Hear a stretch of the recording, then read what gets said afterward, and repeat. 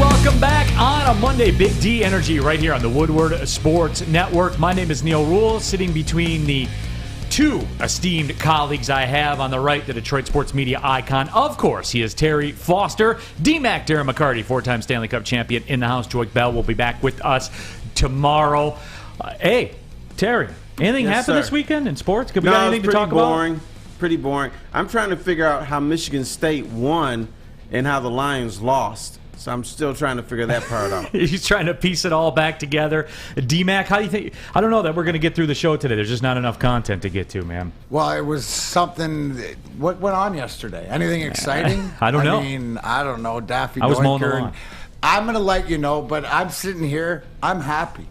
You know, because what I made the point yesterday, okay, 3 of 34. What do I mean by that? We're 3 games into the 2-year plan, 34 games, and a lot of things are apparent. I think we're going to talk about that. But yesterday is a blessing in disguise. And I know blessings in disguises because I've been swept in the Stanley Cup Finals in 95. So there's certain things that come with this. And, you know, you can say same old Lions, but I don't think it's same old Lions because what I saw yesterday is a team putting themselves in a position that they haven't been in before. And whether it's the coaching staff, whether it's the players, you got to get comfortable being uncomfortable, but that means that they put themselves in the spots and going into the weekend, going into the game on Sunday. I don't think any of us at the same time, young man. What? You said it's not the same old Lions, but it is and it isn't.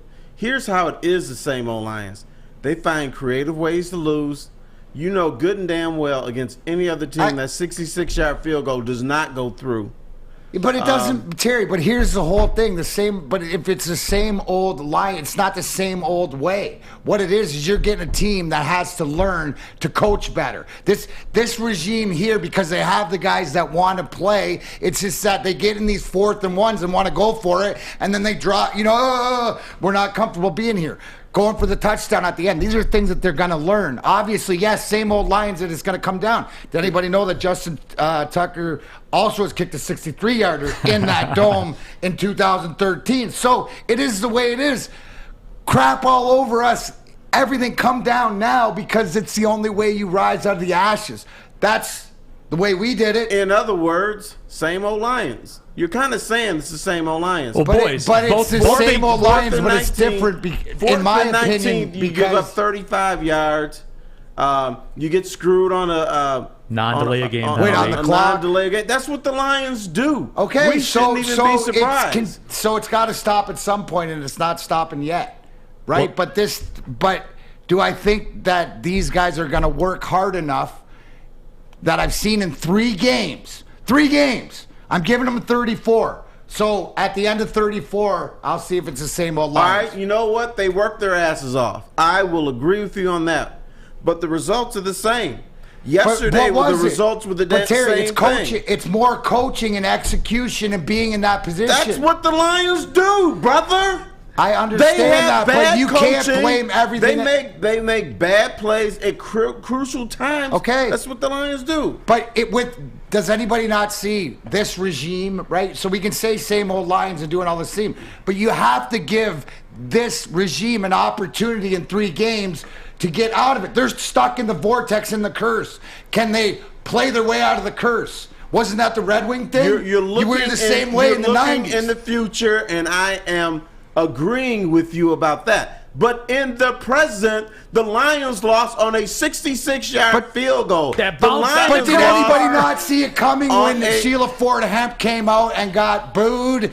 Because that is the same old Lions at halftime. If they would have changed culture at halftime, what they did, then that wouldn't have happened. I believe in that. That ball bounced on the crossbar up in the air and went over.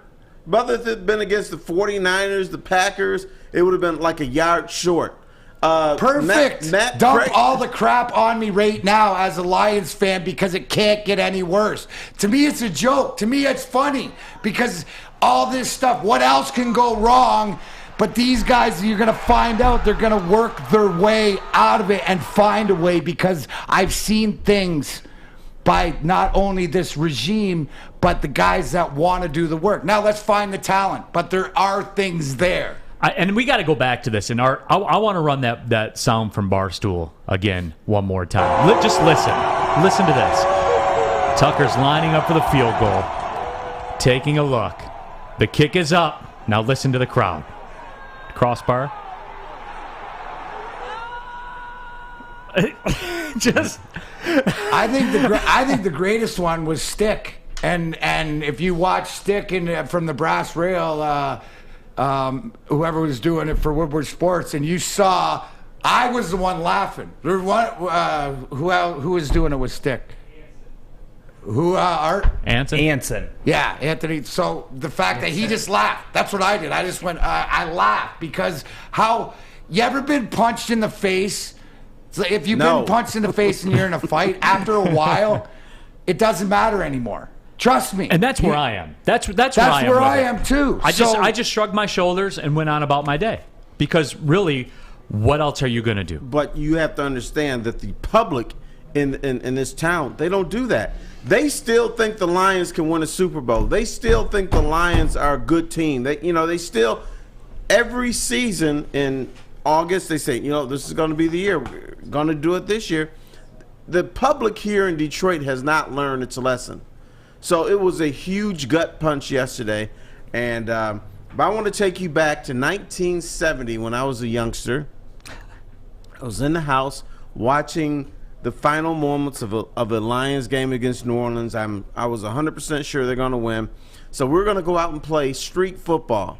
So I'm going to go out and have a good time. The Lions are going to win. I'm going to go out and knock some folks down to the ground, have a good old time. But then a guy named Tom Dempsey lines up for a 63-yard field goal.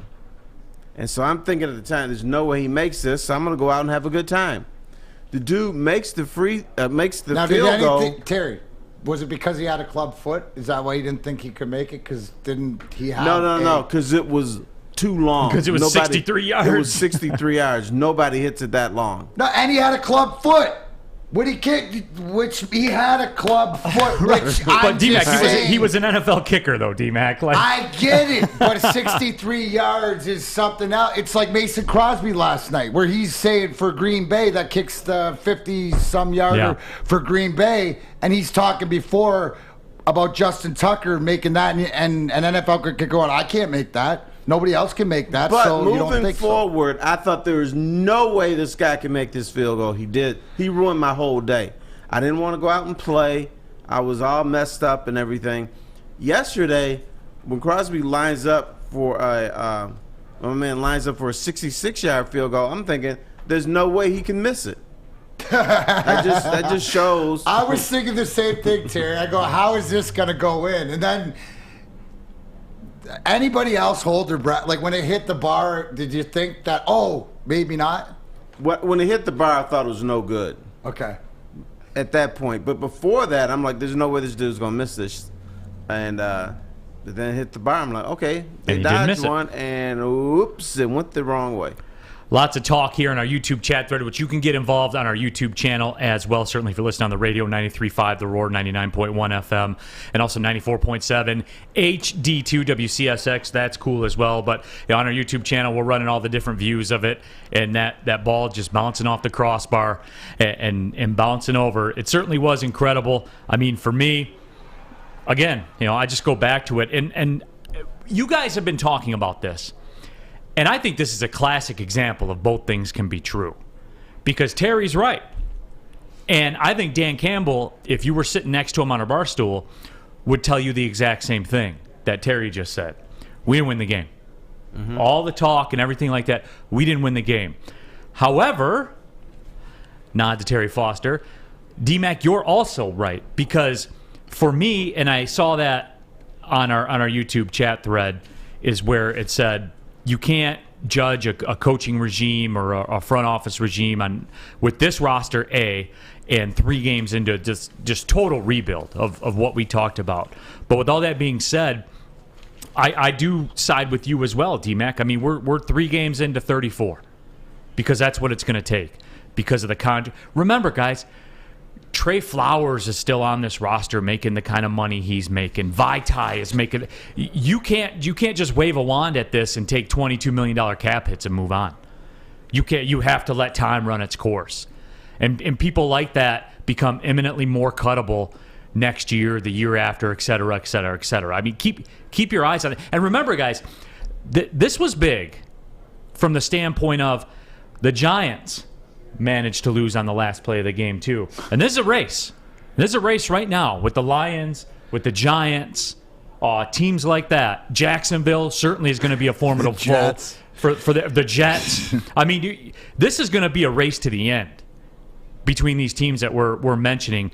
And, D-Mac, I'm worried because I just don't think that the Lions are going to be able to keep pace with the Jags and the Giants keep pace at the and the bottom Jets. Because we're better and improvement-wise. So the perfect storm would be to keep losing games like this, to end up with 1-16 or 2-15, and I just don't think it's going to happen. But it's not going to happen because you're going to see progress. So as long as they improve on different things, right? Like they get the one thing early in the game, they had a 4th down that they were going to go on, but they showed the ineptitude of clock management or being confident in calling a play like we talked about last week, where other teams like Baltimore, when they go for it a 4th down with a guy like Lamar Jackson. So all these things are frustrating, the same old Lions, but I agree with you, Neal. We are the better of the winless teams. Yeah. I like our spot, not for the draft, but for improving. Yeah, and that's really where I am with it, too. And again, they weren't largely efficient running the football, but you're looking at another just about 100-yard rushing day for this Lions team. I mean, Terry, look, and you're right as well. You're right, because the bottom line is the scoreboard. What are you, Norway today? I guess so. I know, Terry. Again, this is the message I've had the entire time, though. 34, 22, hashtag 2023. I want the T-shirt. And again, mine is more contractually related for guys like Trey Flowers and Vitae and stuff like that. But with all that being said, Terry, you look at the way this team runs the football. It's eminently different than it has been over the last couple of years. You got to agree with that at least, Terry. I do, but the only thing is 4th and 1, they can't run the football. And they cannot make that yard. I agree. And until they can make that yard, because people say, well, 4th and 1, why do they pass all the time? Because they've tried to get that yard on the ground and they can't do it. So you got to pass. You look at how close it was getting that extra foot to Jamal Williams' touchdown, where it had to be reviewed and stuff. And you're right, but it's something to improve on that we have to watch. When they can run for that yard, Terry, that's when you're going to go, okay, might be a little bit different. 2 things real quick. One, I'm waiting. One, I need fish. I need that sound. I need that draft pick sound, please. We need it today. Thank you. Okay, now that we're there. We're in a race, folks. We're in a race. Whether you want to believe it or not, the Giants and the Jaguars and the Jets are real. Here's the other real. thing, too. D-Mac brought this up, and I do want to play this. If you haven't checked out the post-game show at the Brass Rail with Stick and Anson, this is what you can expect when a 60-plus yard field goal is hit. 18, he could beat us here 19-17. 60, or the city of Detroit will celebrate. Is that 64 or 66? 66-yard attempt? No way. No way. Get the hell out of here, Justin Tucker. Get the hell out of here. You know, this is the kind of stuff that happens to the Lions. Bro. No way. No way. He's no way. This is the kind of stuff that happens to the Lions. And he nailed it. No way. I told you. Oh, he's short. Oh, it hit the bar. Oh, did it hit the bar? Oh, my God, it went over. Oh, no. Oh, my God.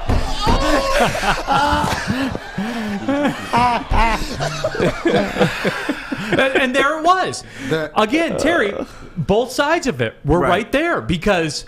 By the way, Stick is on suicide watch, so let's be careful. Yeah. Well, the good thing, guys, is that if you've listened here to our studio sponsor, mybookie.ag, then you were a winner. You picked up the Lions plus 8.5. There was a snoozer in there. Football, like I said, mybookie.ag. Now, Tom Brady returns to New England for the biggest game of the year, and the stakes have never been higher at MyBookie. Whether you're backing the Bucs or Pats this weekend, the game is always more exciting when you've got money on it at MyBookie. Get in on the action and take this game to a whole new level at mybookie.ag. Both teams are sporting top defenses. Nobody knows each other better than Brady and Belichick. Slow and steady will win this race. Smart money bets the under. Don't wait around. Join MyBookie now and bet on the biggest game of the season. Use my promo code Woodward and double your first deposit. Yes, again, Woodward to get the double your first deposit with MyBookie. Start winning your winning season today. Bet anything, anytime, anywhere with MyBookie.com. Okay, you thirsty little spin goblins. I want you to pedal into the next dimension. Spin it! Spin!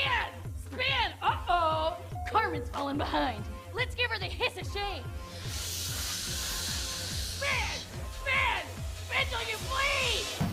Don't ride the bike of shame. Come to Planet Fitness and find your own lane with tons of equipment, free fitness training, and no hissing. Join today for just $10 a month. Off and running here, Big D Energy, Woodward Sports Network. My name is Neal Ruhl. T. Foss, Terry Foster in the house. D-Mac, Darren McCarty, 4-time Stanley Cup champion. Flint's child, the child of the Flint streets, of course. He is Arturo in the production booth as well. Fish is in his bowl also. Happy to have all y'all with us here today. The number one topic, I guess, on our chat thread that's going along on our YouTube channel, which you can follow along and jump in on if you're on that outlet as well, is Terry's hat. People got mad love for the hat, Terry. They do. Wonderful. Which, why wouldn't they? I mean, look at that right there. You guys see that? Look at that look, man. Tom Landry. The Tom Landry comparisons are in there. I mean, it's quite strong. Rack says, I think the biggest takeaway from yesterday was that they were able to fight with that roster.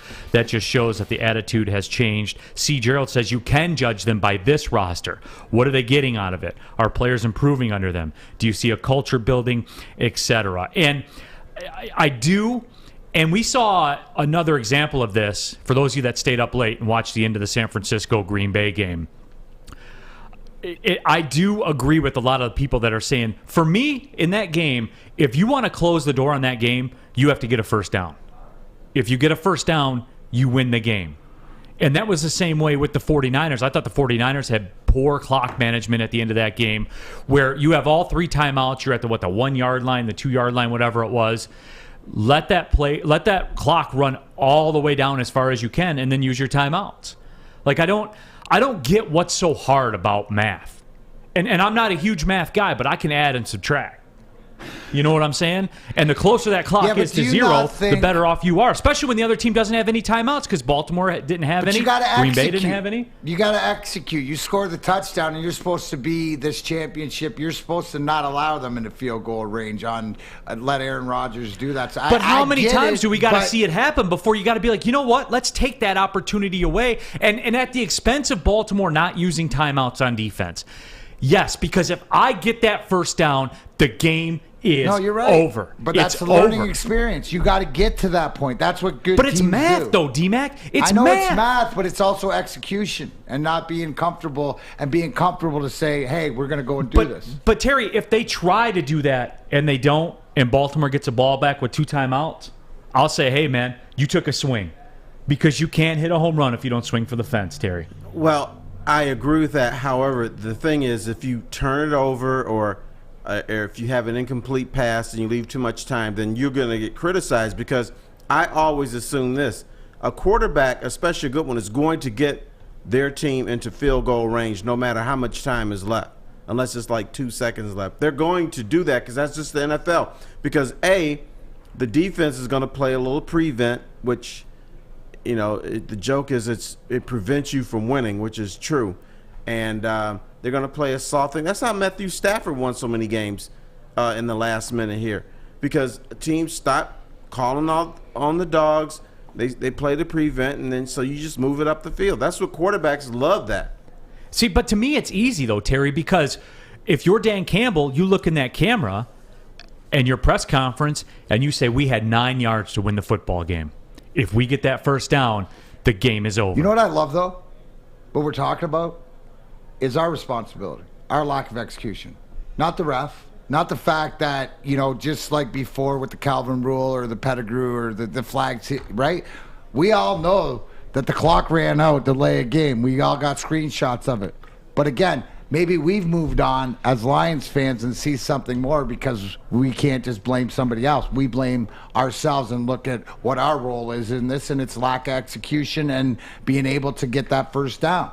So maybe we're progressing. Maybe we are professionals and we don't. Oh, we're definitely professionals, Don't look at, bro. but I think still the fan base wants to blame somebody else. The fan base, most of them wants to blame the refs for that loss.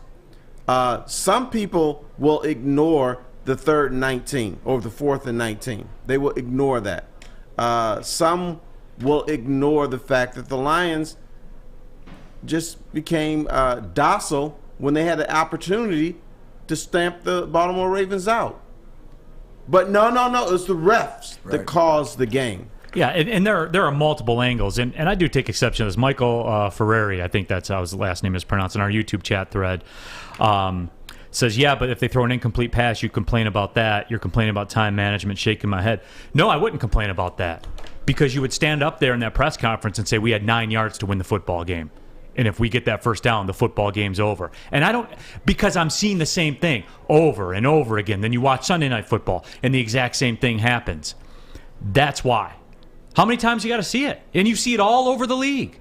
Last minute of a game, weird stuff happens, man. It just does. It is, but in fairness to coaches, when they do go for it and they don't make it, they get crucified the next day for clock management. You know, why did you throw a pass? It was an incomplete pass. So scared to win. That's what that means. Scared to go in. No.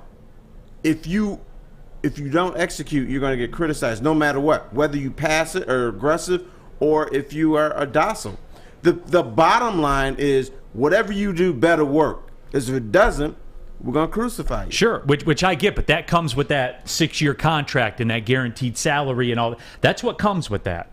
That would be like for me when, doing play-by-play for a game or something like that, when I'm like, man, we got all these games to go and this is hard work and all that kind of stuff. That's what comes with it, man. You get the opportunity to do that. That's all part of the package. And for Dan Campbell, for any coach in the NFL, that's part of the package. And, for me, that's where I'm at. If you look up there in the camera and you say, we threw 3 passes because we wanted to get a first down and win the football game. If they would have said that at the beginning of the game, Terry, and I always go back to this, if right when the game kicked off, they said, all right, Lions, Dan Campbell, I'll give you the ball 1st and 10. If you get a first down, you win. Would they take that every single Sunday? Sure. Absolutely. That's the scenario they had.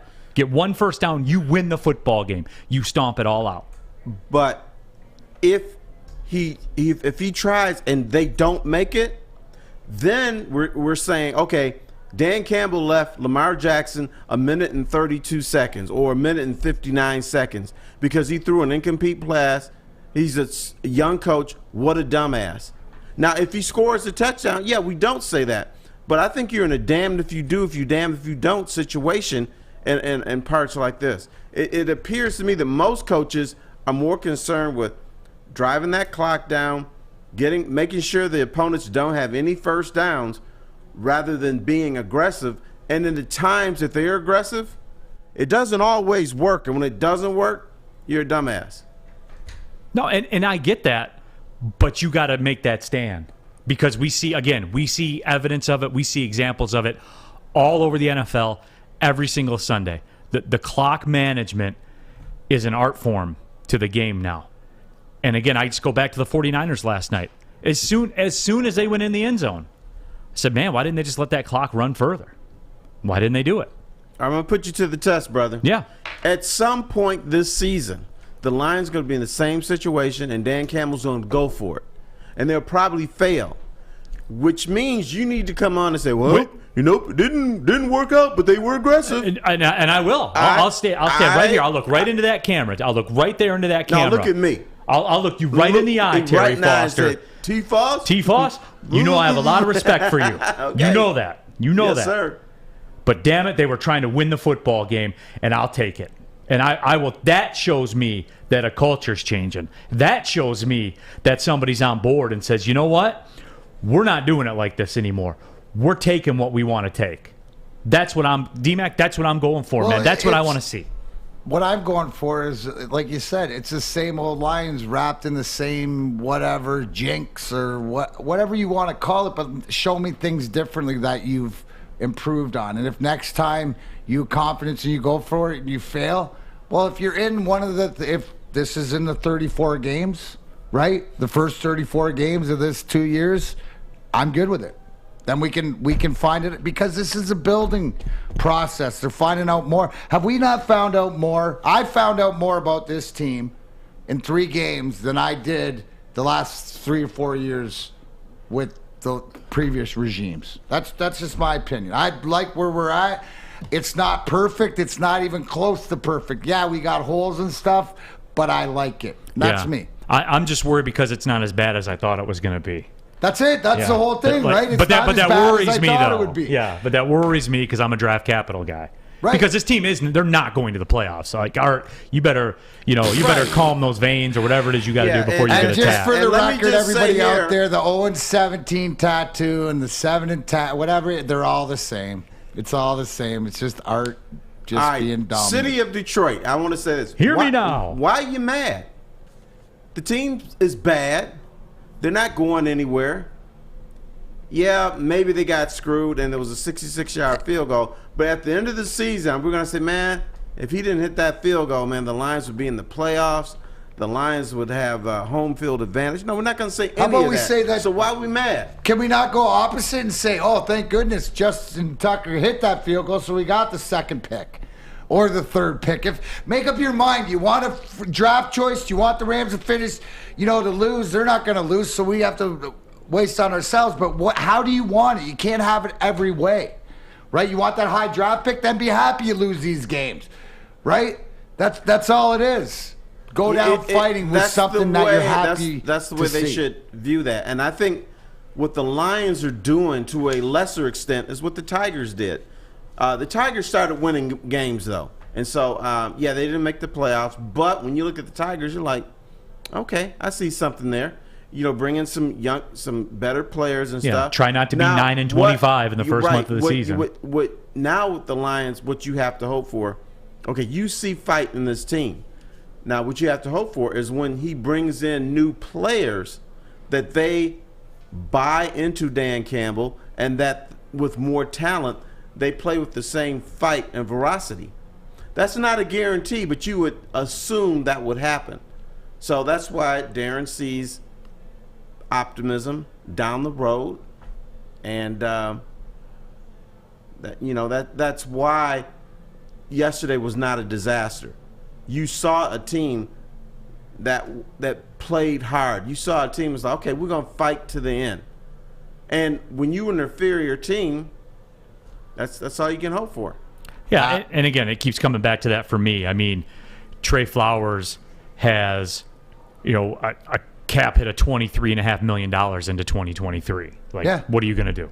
No, but it's like Terry said. I mean, and if you don't think that we're further along or we're in a better place than we thought they would be, it doesn't matter if you're hot or cold. You know why? Northwestern Tech. Because you could start a new career in an industry that is always essential, the heating and cooling industry. Learn more today by visiting northwesterntech.edu. Do you know, by the way, is that the reason that Darren McCarty became a hockey player is because he grew up in air-conditioned refrigeration, so I do know where the thermostat is. You too, northwesterntech.edu. Join today. Fellas, football season is here. It's time to make your grooming experience easy like Sunday morning. Get to Lady Jane's Haircuts for Men. Walk in, relax, watch your favorite team play, and before you know it, your hair will be game ready. Get to Lady Jane's, open 10 to 8, 7 days a week. Walk in anytime. It's wicked awesome. Make sure you download the Woodward Sports app in the App Store and the Google Play Store today. Take Woodward Sports with you wherever you go and listen live on your phone or mobile device. Back at it here, Big D Energy. A lot to unpack here on a Monday. Big football weekend. Don't worry, we're going to get to Michigan and Michigan State and the college football stuff coming up in the second hour of the show. But there's just so many different ways to go. Neal Ruhl, T. Foss, Terry Foster, Darren McCarty back here with you, taking your thoughts and everything, as well as the Lions fall in a way that only the Lions could fall yesterday. So,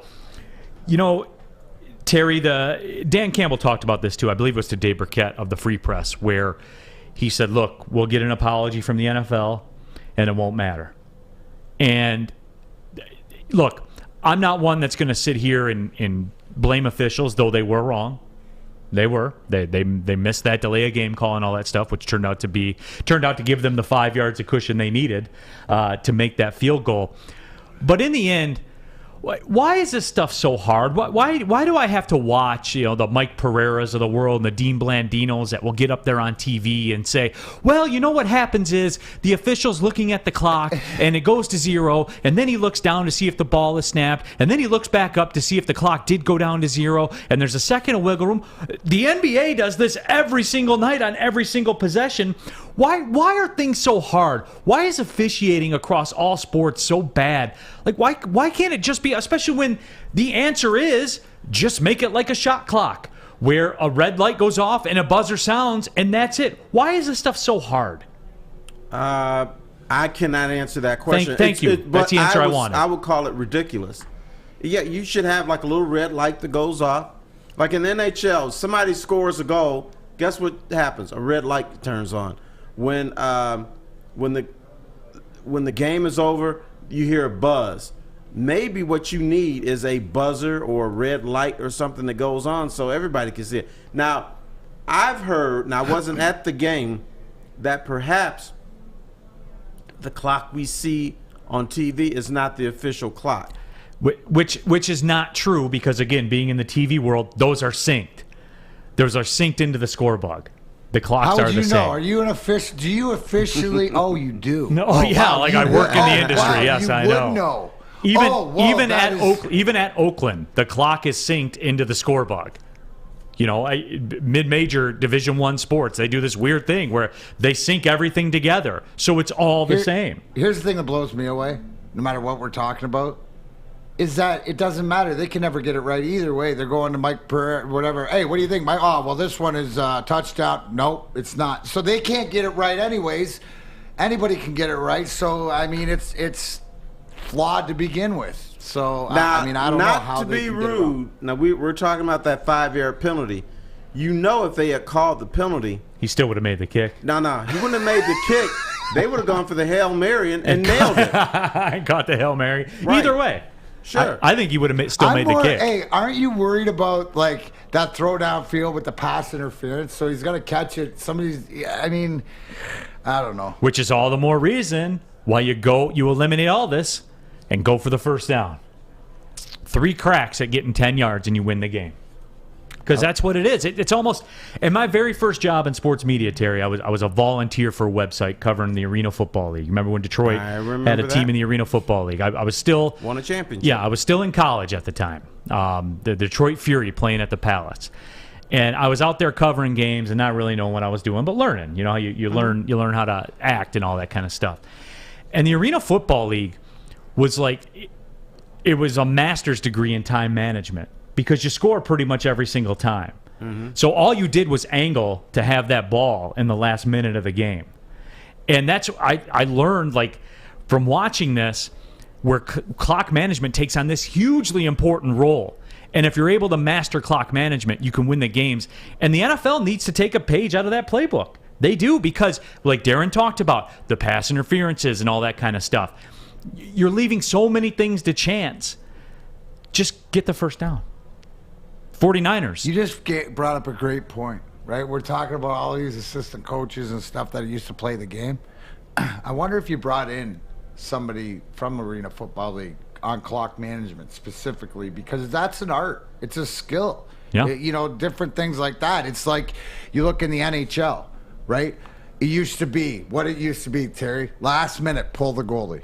How many times you see now the guys pull the goalie with 4 minutes left? Yeah, that's or different things. So there might be something in the way to think it through that you have something there. A lot of the times too, right? Where offensive teams, especially NFL, who you see the Kansas Cities and the Green Bays and stuff like this. Give the kickoff to want the ball the second half, so they have the more possessions in the second half. How many times do you see it going to the end of the first half where teams will try to double dip, score at the end of the half, get the ball back at the beginning of the half? That's what made the Patriots. That's what made the Patriots great. Right. They were the best at it. Right. So maybe there's something like you said where you learn that clock management, that it's more of the possessions that you get to that. It goes down to the bottom line. Do you want to control your own destiny? And it goes down to, Do you want 3 downs to get 9 yards or 10 yards? Do you want it in your group? When winning teams, right? Because that's the whole thing. If you told our Red Wing teams back in the day that here's a power play, you have to score, these guys are lining up to go out there and do that instead of keeping it out. Yeah, the way the NFL is, I'd rather be losing with the ball than winning at the end without the ball. And there it is, Terry. There it is. 100%. Mm-hmm. I want to look at the camera and say we lost because I didn't get it done.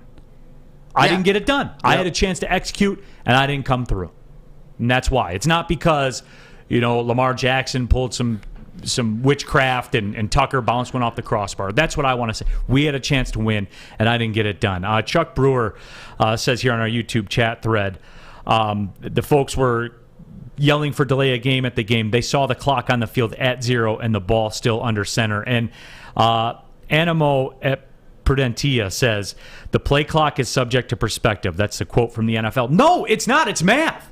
Math is not up to perspective. Math is when it's 0, that's it. And again, please understand, everybody, because there's a big, long line of this. No, I don't blame that. I don't blame the Lions' loss on that. But that did happen. I was there. I saw it. You saw it too. I just don't understand. This is more a general question about officiating in sports today and why is it so hard when you could just have a big red light and a buzzer that goes off like every other sport. Well, yeah, and you have everywhere else. 40, 50 cameras here's my game. question, Terry.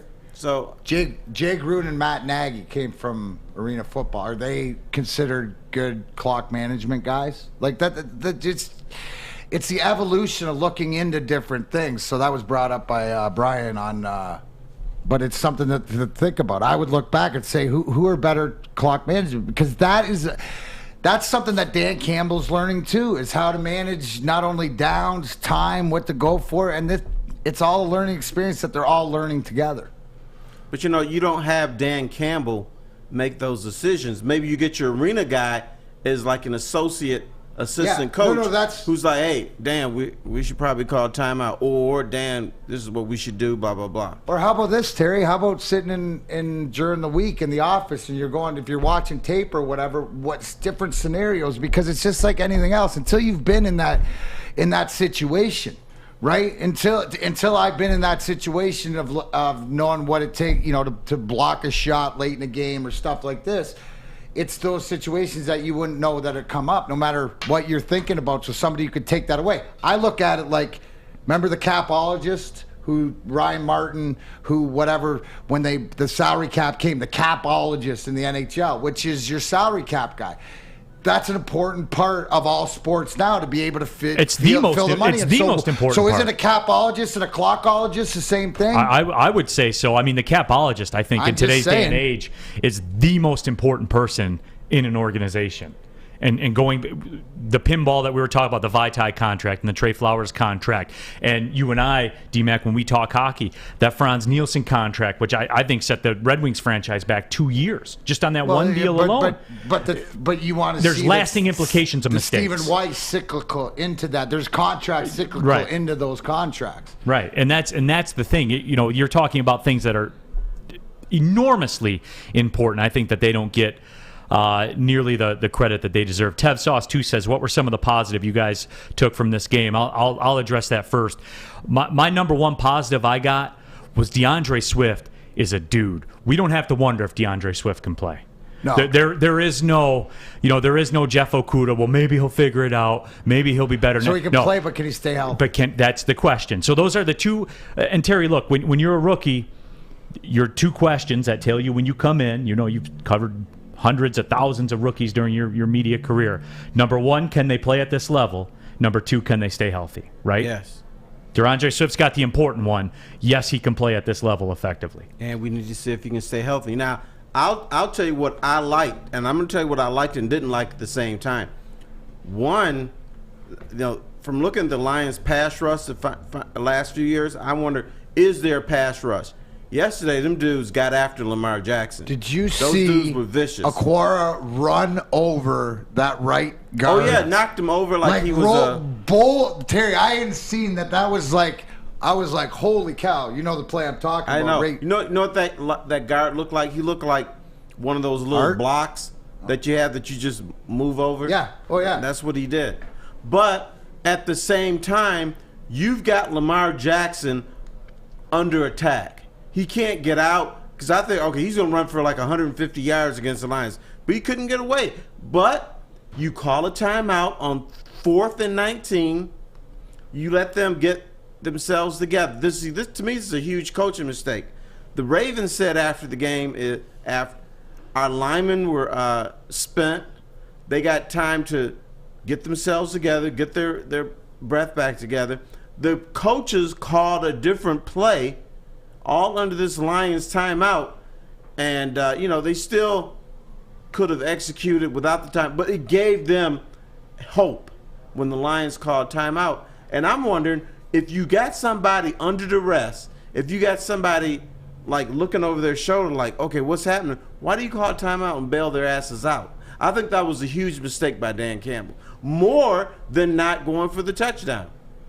Because at least after the field, you got the lead. He was shook. Do they learn?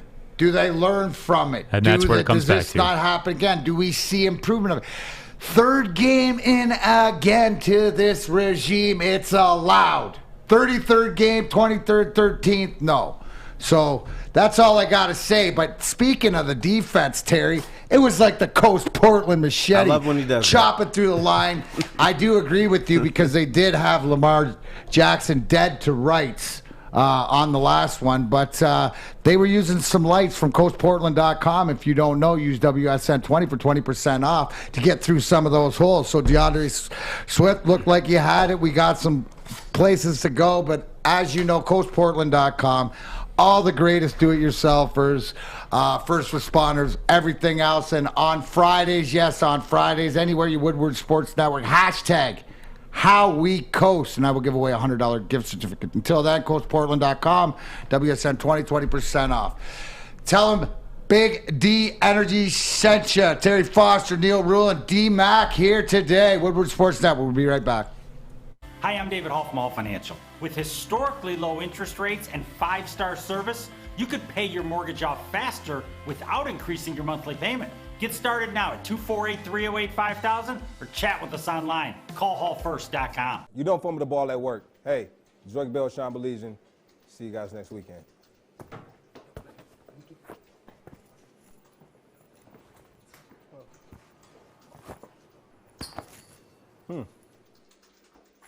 Thanks, mate. Oh, Bell's soft. Wait till it comes to New Zealand. Pour that out. Back in here, Big D Energy, Woodward Sports Network, live at the My Bookie Studios. Neal Ruhl, T-Foss, Terry Foster, Darren McCarty in the house as well. Fish and Art here behind the scenes, keeping things rolling. Happy to have y'all with us wherever you're watching, listening on the radio, watching on the YouTube or the social channels. Appreciate y'all. You guys are jumping in. Jenna Newman says, I'm loving the Pebbles Flintstone hairstyle on D-Mac. It's epic. Last week with the hair, we're going to have it crazy all week before we get rid of it. Mike G says, Jenna, Fruity Pebbles are the best, especially at the end of the bowl when the milk turned pink and you could drink the whole thing. I would go more towards Cocoa Pebbles. Well, I would say that for the just milk a little at the tidbit there, that the Darren McCarty Black Eye strain, which is Purple Punch 2.0 by Face Off OG, by Fruity Pebbles. So you got that Fruity Pebbles in there. Absolutely. But let me tell you something that wasn't fruity yesterday. Halftime at the Lions game. Now, they're honoring Calvin Johnson, which, by the way, Calvin Johnson will be a guest here on Big D Energy on Thursday at noon. Right, Art? Noon is the time. So Calvin Johnson will join us here, NFL Network, doing the My Football Life on Calvin Johnson. So he'll be here to talk about that and other things as well. But speaking of Calvin, he was honored at halftime. Calvin was there. I mean, certainly very respectful by Calvin Johnson to make the appearance. I think we should go over the good part first, which is about 30 seconds long, and that's Calvin saying thank you to the fans. So let's play that right now, and then we'll get into the Sheila madness and everything. So, for those of you that missed it, Calvin did address the crowd. It's an honor to represent excellence, everything that the Hall of Fame stands for. It's an honor to represent Detroit. I love you guys, and it's an honor to represent the NFL and the Johnson name on my back. I love you guys. I love the energy that y'all brought every Sunday. I miss you guys, and I look forward to great things in the future here in Detroit. So that was the good. that was the good, but it wasn't all good. No. And I'm sure a lot of you have seen the footage and everything like that. You got some to run to. This one's a really good angle because it's not only Kelvin kind of telling the crowd to calm down, but it's all of the madness of the Lions fans just being like, we're not a fan of Sheila and the Ford. So here's that. Sheila Ford took the mic. Yeah. And this is what happened. So you could see him. This one doesn't have any sound, but you could see him try and tell them to calm down. Yeah, when she starts talking, it sucks. Look at him. He's like, "Stop, please." Kelvin looks uncomfortable. He's saying please, like he's got his hands together, saying he turns please. around and he's like, "Calm down, please. Come on." But the boos were just This one right here.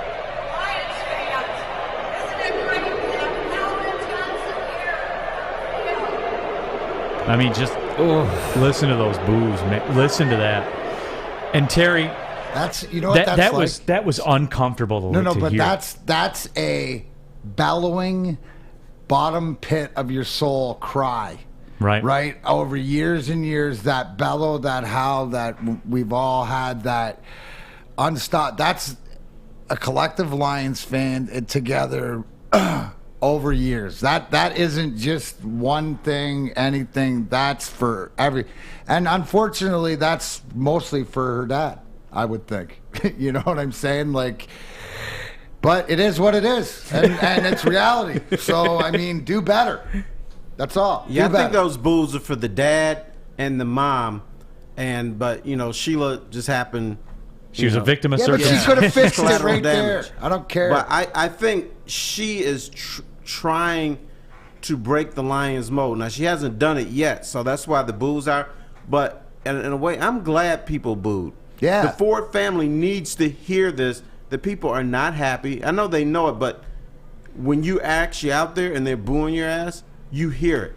Well, you got to answer nationally, too, because here's the thing. All those boos went across the world, and I don't care if you're in your hidden upstairs in your suite or whatever else, that you're going to hear about this. Hey, what was that all about? And whatever your perception of reality is, well, reality hit you right in the face. Here's the thing, though. Like, if you're Calvin Johnson, you are the most humble person ever. Because I got to be honest. Like, I thought about this over the weekend, and I was like, if my company shafted me on a big portion of my check and then invited me back to lunch so they could tell me how great I am, I would flip them off and say I'm not going. So you have to give Calvin credit for that. Well, Calvin wanted to do it for the fans. You could tell he was there for the fans. Come on. But fan or not, like at the end of the day, I'm a person, and you screwed me over as a person. But it's not about them, pipe bombed it. Yeah, well, that would have been a CM Pump pipe bomb Calvin moment right there. Yeah. For Calvin, it wasn't about ownership; it was about those fans. And I get that, but there's a certain part of you to where like,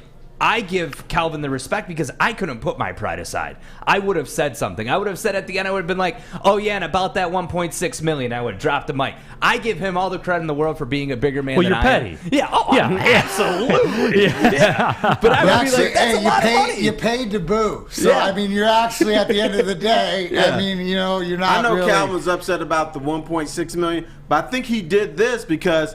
Hey, they paid me $180 million over my career, so be quiet. Yeah. But to me, it's principle. It's principle, though. At the end of the day, it's principle, and the man deserves to be upset, and he has. I mean, if people say, "Oh, well, he's just got to stop talking about it." Here's the truth. He doesn't talk about it. People bring it up in interviews. Like the whole narrative of that, he's standing at the corner of his house and just like, pay me. Yeah. He's not doing that. People bring it up in the interviews. Like, I don't get it. And it's funny to me, and Terry, I'm curious to get your take on it. I think I know which way you'll go. I have a couple of my friends. My one buddy's a diehard fan. He admits it. Like, he knows. He's got the sickness, and it's terminal. You know, he's going to have it. He's going to have it till he dies, and he knows that. You should do something to help. I can't though, Terry. I'm not a licensed physician. I don't have the treatments available. You can't smack him a couple times. I do. No, we've done all that. I got the treatment available. Yeah, We'll have him come see D-Mac. You send him over my way. I can help. But Terry, even he, who hates the ownership group with a passion, as a lot of you do, as I go up and down this chat thread right now, even he said, you know what, as much as my feelings about this ownership group is what it is, he said that wasn't the time for that. And you know what, Terry? Me, who thinks art is very petty, who would do something like that, I supported the fans. They never come out. They never talk to anybody or anything like that. This was those fans' only opportunity to voice how they feel. And they took it, damn it. They took it. Right. And the other thing is it's sort of a protest by booing the Fords. Protest is never supposed to be comfortable. It's supposed to be uncomfortable for you to get your point across. These fans are not going to run into Sheila Ford Hamp and say, you know what, this team sucks. I'm upset with things. That was your opportunity. Let them know, because there's a lot of things the Ford family does not know about running an NFL team. It's a lot of things they don't know about dealing with professional athletes or coaches or putting together an organization. Now, I think the wrong person got the boos. That should have been for mom and dad. But you know what? She's representing the family, and I'm glad they let the family know that what you have done in Detroit is not acceptable. Yeah, and I'm with you, because what other outlet do they have? And you could feel it, Terry, that they picked off, they picked up on that energy too. Like, it felt good for them to get that release. Oh yeah. Because as D-Mac said, that was a deep in the soul booing. Like that was something where, you have this problem. Had that bellowing wolf. Yeah. Like that, almost dying, but it's like you nailed it. When do fans ever have a chance? Never. Right, where Mr. Illich was out and about to some sort of make an appearance, and different things would be in and out, whether it's Tigers or Lions, but the Fords always hide. It seems like they're hiding behind, or they don't have a finger on the pulse. Maybe, Terry, I don't think it will give them, more, I don't know, what am I trying to say? That it's they're going to come to grips with reality a little bit more, but maybe it will open up to, because I look at it like Sheila walks out of there going, oh, they're upset. Finally, like, that's the thing, like, Ron, the fans are a little bit upset. Why were they like that? Like, to me, does it not, anybody, like a little bit of... No, that's not upset. That's being pissed. No, I get it, but she takes it as, they're upset. You know what I mean? Because it's like not respecting or taking anything that people have said, because you don't have the finger of the pulse. Sort of like, I guess, the hierarchy, whether it was in monarchies back in the day, the kings and the peasants, and that's how we feel here. But I feel like peasants. I feel like the last time we had boos like that was for Sue, and that was okay. But hearing that, and I think if you're any of the Fords, like, you should know by now that the fans aren't pleased with you, right, Terry? I mean, you should know by now, but you need to be reminded every weekend. If they had just said, here's Sheila Ford Hamp, and everybody said, okay, that's cool, then that's sending a wrong message. You were upset with what's happened with this franchise. You've been upset for decades and decades and decades, and when you get the opportunity to let them know what's going on, you take advantage of that. I applaud those fans for booing yesterday. So do I. Yeah, I mean, again, it was like one of those things where, and people out there that are married know about this, Terry. Like, it's when you get in a fight over the way the dishes are in the dishwasher, and that's not really what the problem is. The problem is I played 9 extra holes of golf, last weekend when I was supposed to be home to help out or do something around the house. Right. The problem isn't the dish, how I put the dishes in the dishwasher. The problem goes back to those 9 holes of golf that I played before. And you know how those things just escalate, right? Like, you're getting it out, and it just escalates to a level that you can't control it anymore. That's what happened to those fans yesterday. So, again, even where I say Art is petty because he would have stood up there and addressed the money situation, I think that might be a little bit far. But I can't be mad at those fans, man. They never get that opportunity. They never get that opportunity. And that showed you how deep it was. Yeah, absolutely. And it should be. And now there are still some Kool-Aid drinkers who, no matter what, the Lions are right and everybody else is and wrong. We're getting some of that in the chat thread too. Like Nick says, they didn't shaft Calvin though. They held him to a contract. If they cut him for not performing, would he have to give the money back? And no, but at the same time, he went in the Hall of Fame. Who is it to? So Nick said that. Bob's Big Boy says ownership didn't screw Calvin over. He signed a contract and didn't fulfill it, so there's financial considerations. Boo his agent. But see, that again goes back to where every other player that's of this stature, nobody was held to that. That's something what only the Lions would do. Right, because other franchises, and Marshawn Lynch with Seattle, and I'm going blank, but other people have not fulfilled their contract and got to keep their signing bonus. Andrew Luck for the Colts, like $28 million. You keep hearing it over and over and over with other franchises. We just let them keep their money. The only spot you don't hear that is the Detroit Lions, who just so happen to have never been to a Super Bowl, who just so happen to be one of the worst franchises in the history of sports. And there's going to be a situation down the road, I'm telling you, there's going to be a guy that might be looking at the Lions and another franchise, and they're going to think about, look what they did to Barry Sanders and look what they did to Calvin Johnson. I'm not going there. And according to Spotrac, estimated cap space for the Detroit Lions this year, $5.747 million. Hey, So if you're write a Hall the check. of Famer, come to Detroit. We'll make you retire. Yeah, so write the check. Again, I know that's an old bit. I know that we've been talking about that forever, but that's what it is.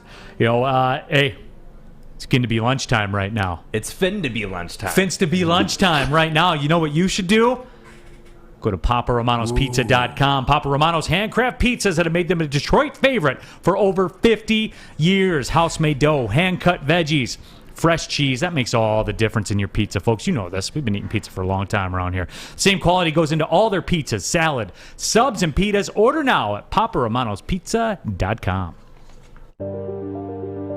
I'm looking to bring on another HVAC tech right now. We are recruiting 5 to 10 techs a month. We're looking to grow and expand. Every new tech we hire is from Northwestern Tech. The hands-on training is fantastic. They're always my first call. We love hiring Northwestern Tech grads. They come out trained and ready to work. Our program is only 10 and a half months, and our next classes are starting soon. So why wait? I'm looking to hire a graduate of Northwestern Tech. Northwestern Tech. Northwestern Tech.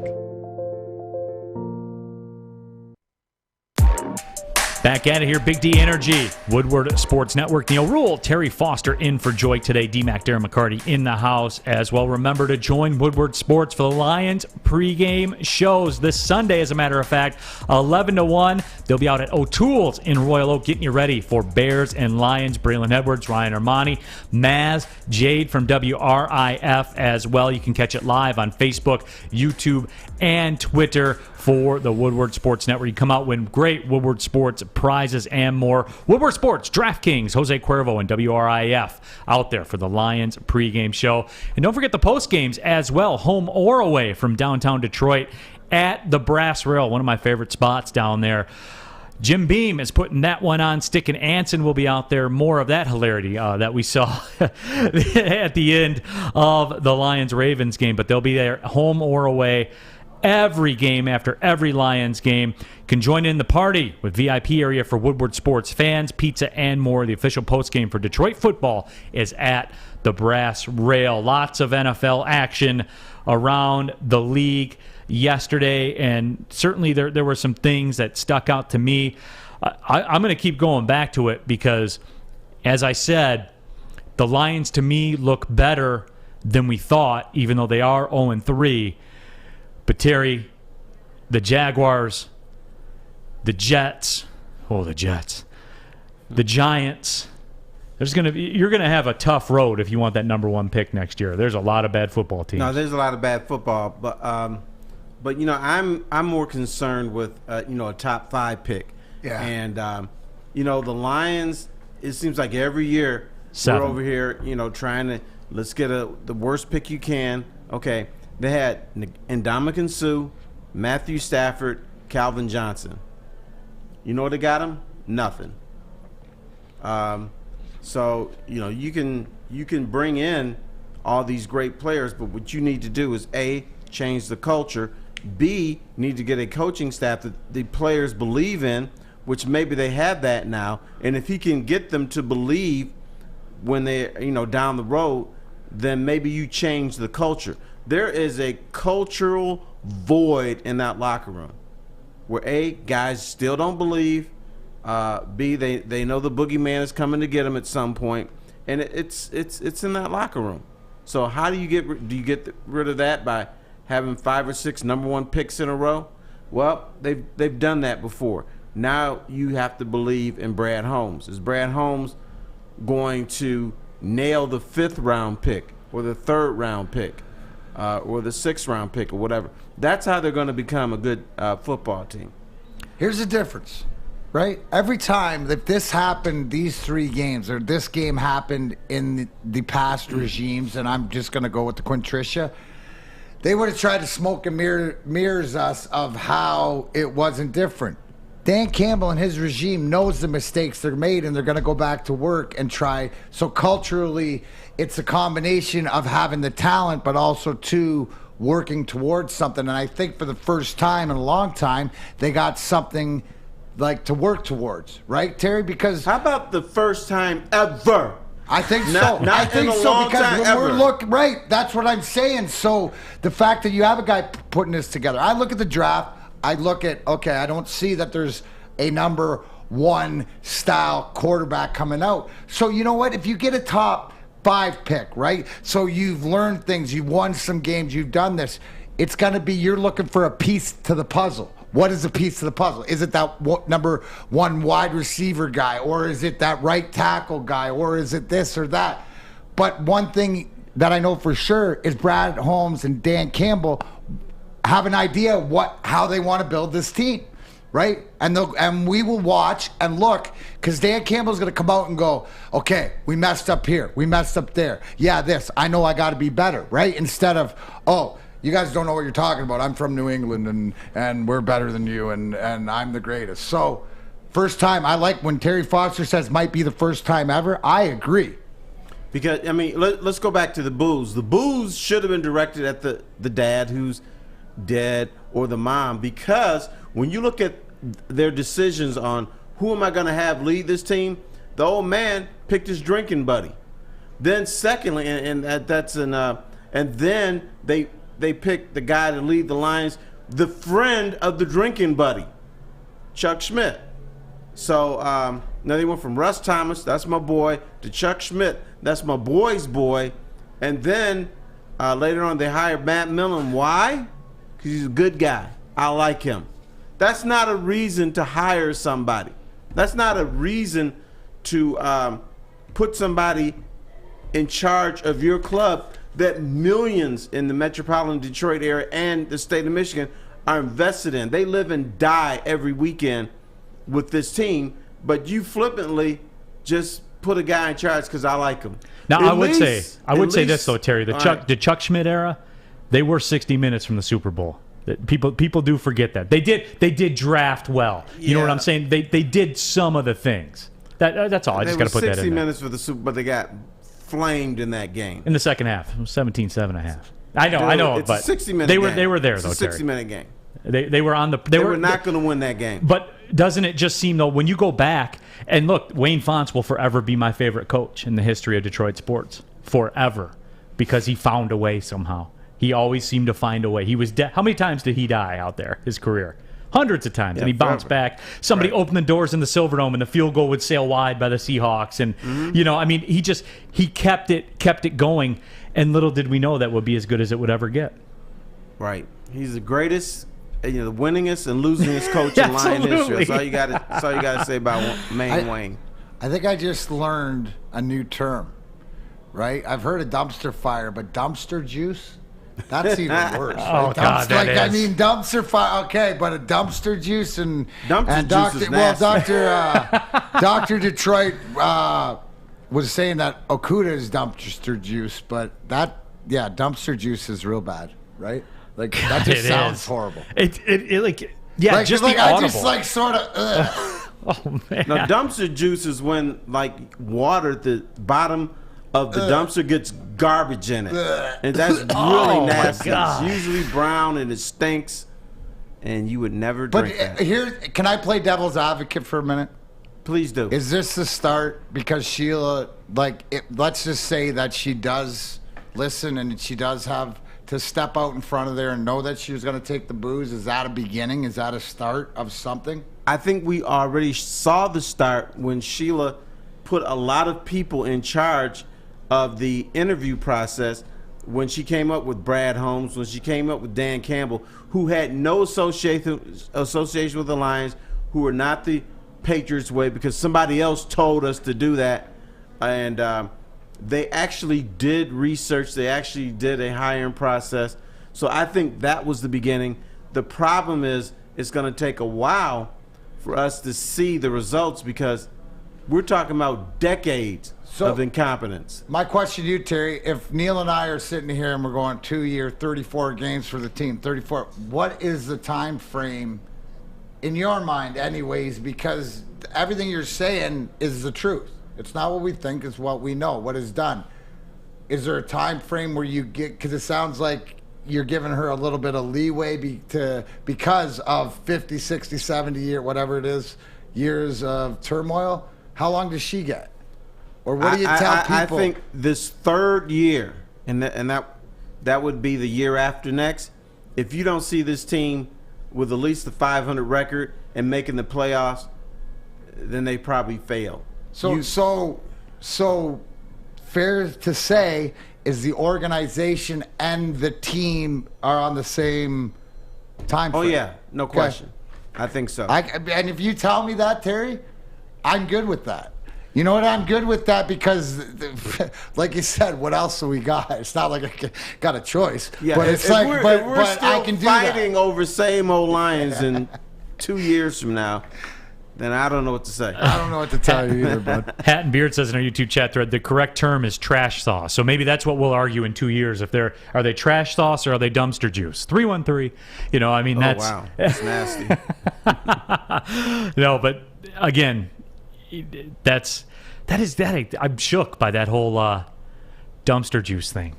Yeah, God, it is. It's gross. But anyway, though, Detroit Lions, they lose, as we said. As we looked around the NFL, we saw the Rams. What'd you make of the Rams yesterday, Terry? My whole thing was, let's see what happens when Tampa Bay rolls into town, and they handled them.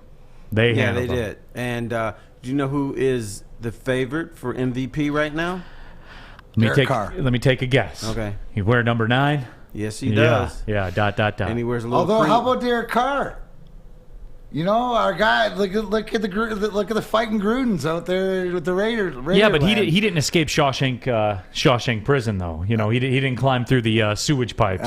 You're right, though. But I mean, let's give Matthew Stafford props. I mean, he's doing it. He's doing it. I mean, he's got some weapons and stuff. And you look at what Cooper Kupp's done, and I mean, you got Deshaun Watson taking the top off it again. He could have had a few last night, and so the talent is there, and now everything's put into place, and good for Matt Stafford.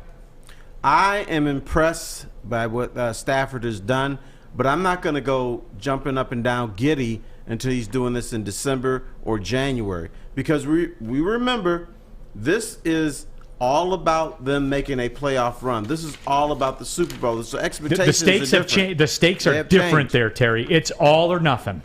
Now, if he was doing this for the Lions, this town would be going nuts. But still, can you do it in the playoffs? Because this is not Detroit anymore. We have very low expectations around here. No, it's absolutely what he does during it is nothing until it's Super Bowl or bust. What's that like? I'm happy because I bet him to win the Super Bowl. Yeah. What's that like, D-Mac? When you go through a regular season, and you guys did this for damn near a decade, you go through a regular season, and just nothing matters. It doesn't. In the grand scheme, it's about getting now. It matters at different times. You'll play the Colorados, you'll play the Dallases, you'll have the different games where you'll see where you're at. Your eyebrow raises a little. We'll find out where we're at. Okay, we need to put a little bit more work in, boys. Oh, we're ahead of schedule. We're ahead of schedule. But you learn that because winning breeds preparation to win more. Once you learn how to win, then you learn how to do it more. And when you learn together, then it's commonality between the team and what you guys each need to do. So it's a learning thing. So, it helps that everybody's around them. You look at that Rams team, it's set up for success, right? It's set up for everything that's happening for Matt Stafford. If he's this good, he's got this gun that we've always heard. He's supposed to be doing what he's doing. But to Terry's point, Matt Stafford, it's playoffs. That's where I remember push with comes you to guys, shove. they would have had like a 126-point season or something like this. But in game one of the playoffs, it's like if they could go down 1-0. That's right. It used to be the same way, Terry, right? Then Joe Louis is damn. We're late in the second period and it's 0-0. What the hell against is going on? The Winnipeg Jets? And then you would get that uneasy feeling at the Joe where people are like, okay, what's going on here? We're a little bit nervous.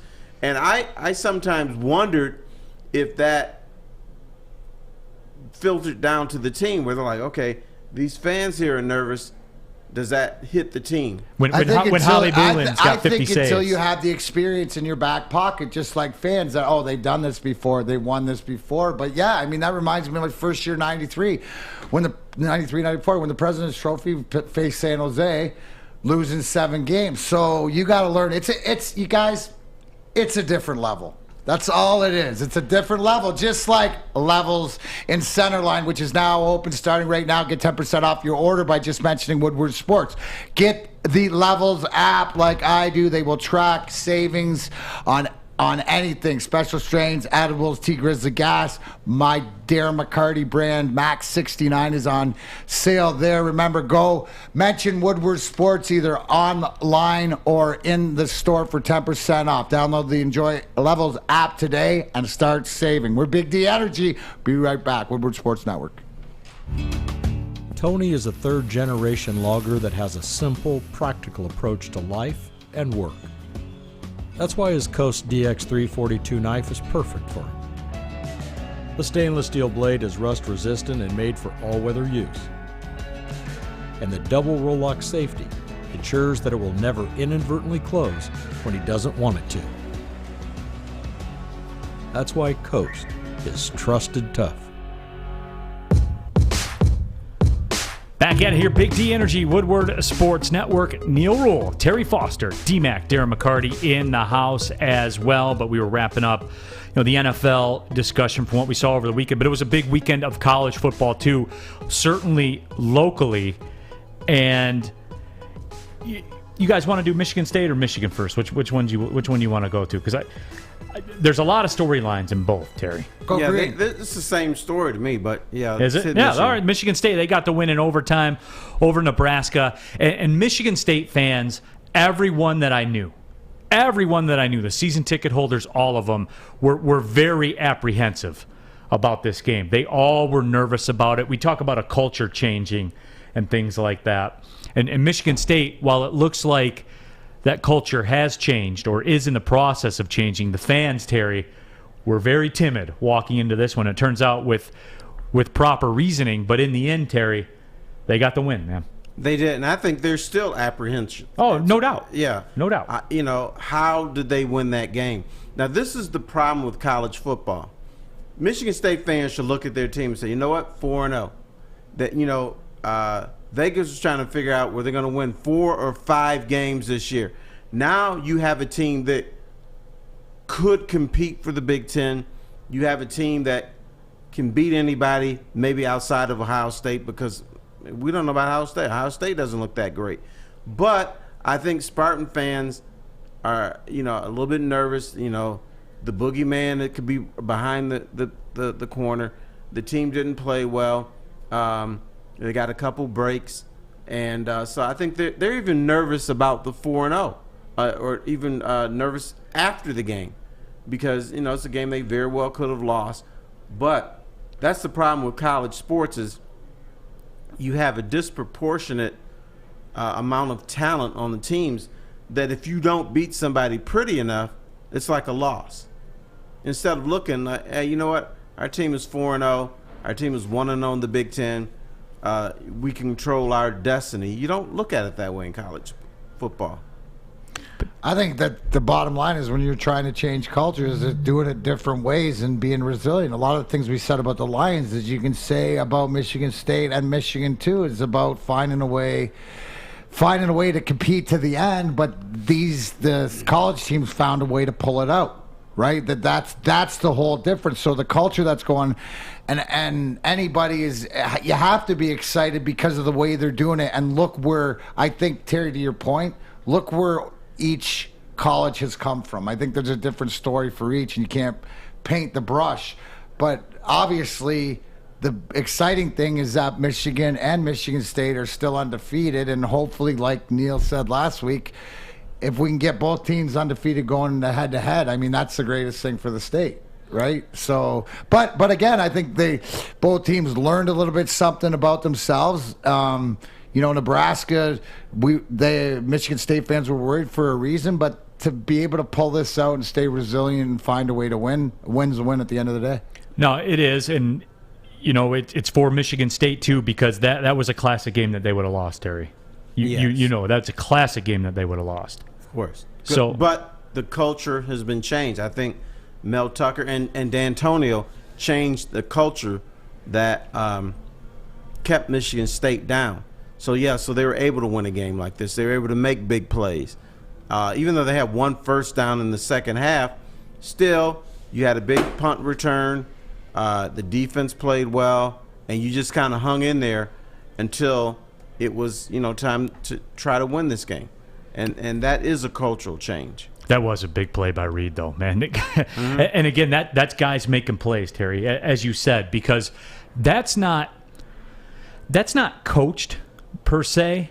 I would say it's more of an attitude that players develop, right? Is it fair to put it that way? Yeah, but Playmakers. Coaches do create that. But they do, you're right. Instead of, in Michigan State in the past, instead of waiting for the wrong shoe to drop or something bad to happen, now you're like, okay, you're in a tight game. We're going to make something happen. We still can win this game. We still have our destiny in our hand. And so we're going to make something happen at some point.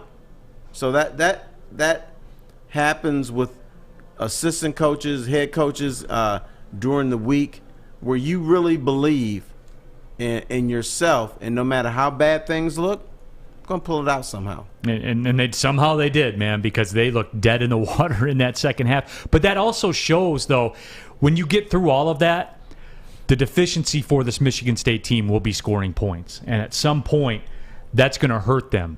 And as you look at this weekend, they got Western Kentucky coming to town, who will sling it all over the stadium. Western Kentucky can score points.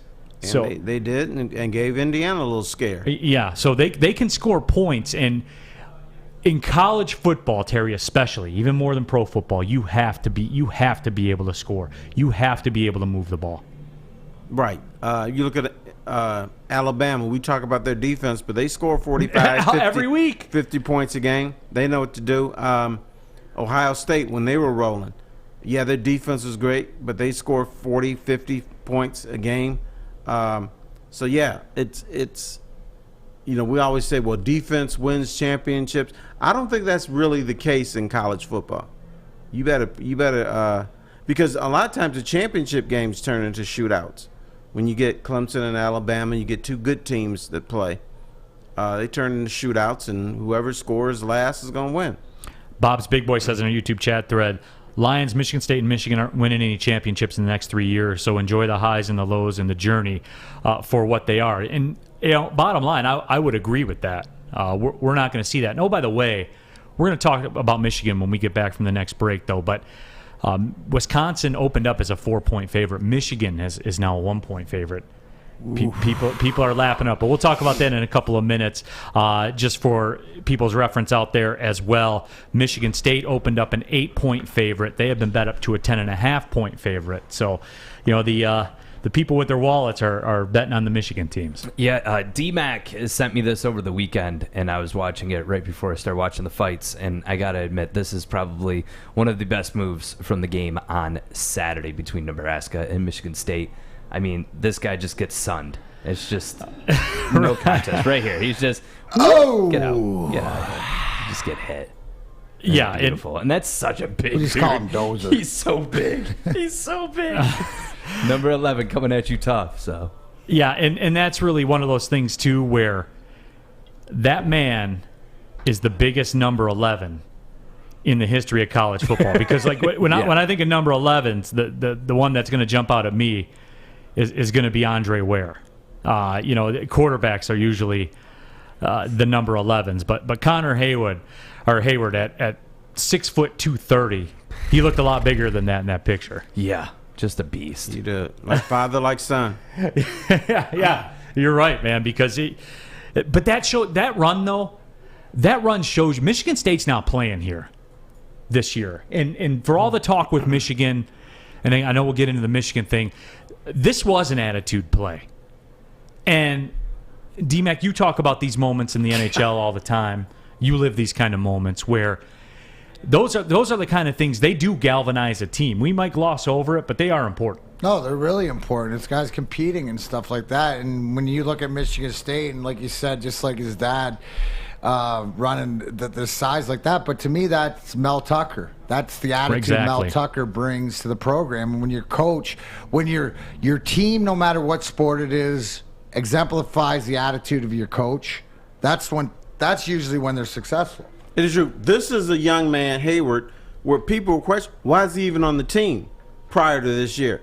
So they wanted him out of East Lansing to go somewhere else, maybe go to a smaller program. But then he has a play like this, and you're like, whoa, got to get this well, that's man where some you touches. Trust that maybe the people in the position at certain places are in the right position. What I mean by Mel Tucker and his staff that sees something, and it's attitude. Because, right, you stick that guy out there, it's like, you look at the lines, it's like Kabinda, right? When he's out there, I mean, it's hard. You look at Juszczyk, the fullbacks and the different guys in the 49ers who score at the end of the game. I mean, if he's not as tough as he is, he probably gets stuffed at the 1 yard line, right? Right, absolutely. You know what I'm saying? Like, it's just an attitude. But that's an attitude that the team's not going to tell him to lay off, right? They're just not going to give him the ball if they don't want him to score. So it can be pieced off in that way, right? It's like sending the grind line out. You don't send us out there to play puck possession. You send us out there to dump it in and get on your butt and forecheck and do all that little stuff. So I think when he's out there, it's an attitude play. But as a Michigan State fan, that makes me prideful that my guys do that, right? And run over a Nebraska guy. Okay, cool. You only get the ball when you deserve it. Right. So, you only get the ball if you deserve it. Justin Spiro says Hayward was trucking guys against Northwestern and Miami too. That's just him. And again, that's why Michigan State, certainly in a game against Michigan, is going to be dangerous. That's going to be a religious war. Hey, Art. I mean, it is. I'm sorry. Can you save that clip? Because I want to ask Joink about that. I think that would be balling with Bell. I wanted, the attitude, because to me, he's going to say gorilla. That kid got gorilla in him, and I want to just make sure. So let's save that one for him. Mike says Hayward played Wisconsin like they were dumpster juice on that, that play. It was powerful. It was powerful stuff. Michigan survived and advanced against Rutgers. I'll have some thoughts about that when we come back. But first, let me tell you, as a guy, I like things to be simple. I want them just as simple as can be. That's why I like Lady Jane's. Like football, 5 days a week, we like things uncomplicated. Lady Jane's haircuts for men, all you do, you walk in, sign in, sit down, and before you know it, you're handsome and clean. Get to Lady Jane's, open 10 to 8, 7 days a week. Walk in anytime. It's wicked awesome. Okay, you thirsty little spin goblins. I want you to pedal into the next dimension. Spin it! Spin! Spin! Uh-oh! Carmen's falling behind. Let's give her the hiss of shame. Spin! Spin! Spin till you bleed! Don't ride the bike of shame. Come to Planet Fitness and find your own lane with tons of equipment, free fitness training, and no hissing. Join today for just $10 a month. Back at it here, Big D Energy, Woodward Sports Network. My name is Neal Ruhl. His name is Terry Foster. His name is Darren McCarty. It's on a Stanley Cup 4 times. If you don't believe me, you can go look it up. Fish is in the bowl. Arturo, the child, Flint's child, Flint's adopted son, is in the production booth as well. Happy to have you all along for the ride. And, we're just in here rapping right now, talking a little college football. Big football weekend wrapping up. Michigan survives against Rutgers They get the win 20-13. And this is a classic example of, I think, both things can be true, where, number one, Terry, Greg Schiano can coach. Yes. He can coach. He's a problem. He's going to have Rutgers be a problem again. He is. And one thing that I always said, that coach can't go back home. This is his second stint with Rutgers, and so usually it doesn't work out, but he's got him going. But you know, the problem with Michigan is people don't respect Rutgers, no matter how tough they are. And that's exactly where I was going. Right. So then it's like another loss for Michigan. It was a loss for Michigan State, even though they won. It's a loss for Michigan, even though they won, because you just don't respect their opponent. Well, Terry, they keep moving up in the polls, though. They're up, I think, now to 14 in today's time. I'm talking about their fan base. I know. But, again, I'm wondering about where is that Michigan fan base right now. That was, when I was on here and I got ridiculed as we're looking for a week 5 of the top 25 rankings on our YouTube channel right now. Obviously, Alabama and Georgia, Oregon, 1, 2, 3. You got Penn State and Iowa at 4 and 5. They're angling for that big matchup. I'm sure they'll make that the national matchup, so they'll juice those guys up as high as they can in the polls. But Michigan coming in at 14, Michigan State at 17. But this game against Rutgers, Terry, just reinforced to me that while this team will beat MAC teams on superior talent, especially when MAC teams' best players get hurt in the first quarter when it's 10-7. I was told I was crazy for suggesting that. But, look, when Sky Moore plays for Western Michigan, what do? They go win at Pitt. They beat San Jose State. Right. He caught 19 passes in those 2 games. You see what I'm saying? I hear you. It goes back through that. But that goes in line with what you said. And I don't know what it's going to take for the fan base. And I guess that's part of the problem with the Michigan fan base. Just no respect for Rutgers. They were stunned that could possibly happen. Schiano had Rutgers in the top 10 in the nation when he was coaching there before. Right. But I think when you look at Michigan football, at least when the fan base looks at Michigan football, they're still thinking about the 70s and the 80s and the 90s, where Michigan would win 10 games every year, and no matter who they played outside of like Oklahoma or Ohio State or something, you knew they were going to win. Rutgers is supposed to be a guaranteed victory, but Schiano is making it where, they're going to be rough. So just to beat them should be good enough, but it's not in the minds of Michigan fans, I don't believe. Yeah, and we got some thoughts coming in as we always do, and Hazardous Nature says Greg Schiano team is always well coached and disciplined, very satisfied with the Michigan win. Chuck Brewer said Ross getting hurt really killed our defense in the second half, in my opinion. But that's not what I was told, though. I was told that this is a top 5 or a top 10 recruiting class. The same things that I hear all the time. And DMAC, I know they're 4-0, and I know they're 14th in the nation, but that's advertising and television marketing to me. That they don't add up to me. Proof it's the pudding this week in Wisconsin. It's a big test, and I don't think you can poo-poo Rutgers because they're coached well by Schiano. He always brings in good players, so to me it's a solid win. Maybe not the best one, but because what you always worry about, I think, as a fan, is looking ahead, right? So they took care of business. So did Michigan State, but now we'll see what they're really made of and where they're at by facing Wisconsin. So coming out of this next week's game, to your question about the media, 14th, smoke and mirrors, and that, you'll have a better construct to what this Michigan team is all about. So will I. Yeah. Neal, I think you're still going to not give Michigan credit if they beat Wisconsin. Wisconsin is 1-3 now. They're not 3-1. Exactly. And they played Notre Dame but tough for a half. Here's the thing, because I know, but it's still a 1-3 team. Still going to Wisconsin. It is something, not to maybe to the extent, but it's putting pieces together. And the thing that I like still is there's no who's got it better than most. Who's got it better? There's no talk. It's they're doing the business, they're doing the work. So to your point about past, Terry, it's not the same team, but it's also too they are going on the road. No, and they are, and they don't go on the road a lot. So I mean, this is it. This is that. What I'm saying is that there's something to this. Like Michigan State going into Miami. Yeah, it's not the Miami that it was, but they got the job done on the road. You still got to go do it. To me, that's what this Wisconsin. Forget the record. They still got to go in and beat a Big Ten opponent. And I guess there's a way to look at it too, that Wisconsin will be desperate to save their season, because if they lose this game, they go to 1-3. They're behind. They drop a Big Ten game. It could get late early for Wisconsin as far as the season is concerned. Yeah, but Wisconsin marks this game, don't they?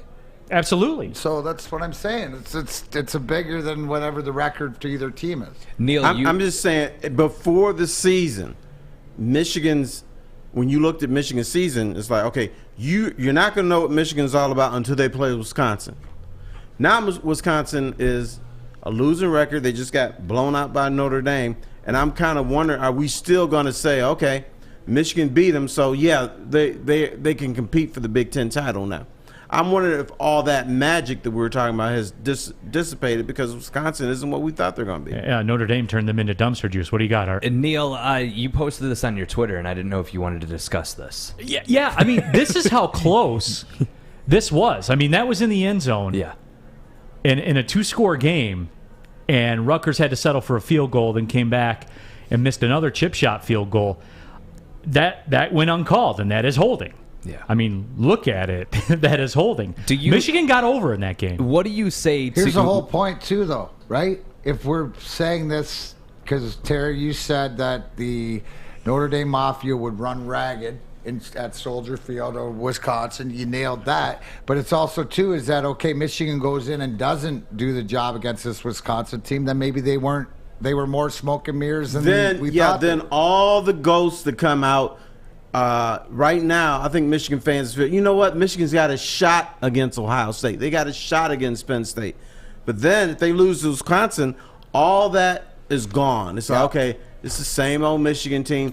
They rack up against the bad opponents, and if somebody's halfway decent or, the same size, they don't match up with them. Harbaugh's a fraud. So all that ugliness comes back out unless they beat Michigan State.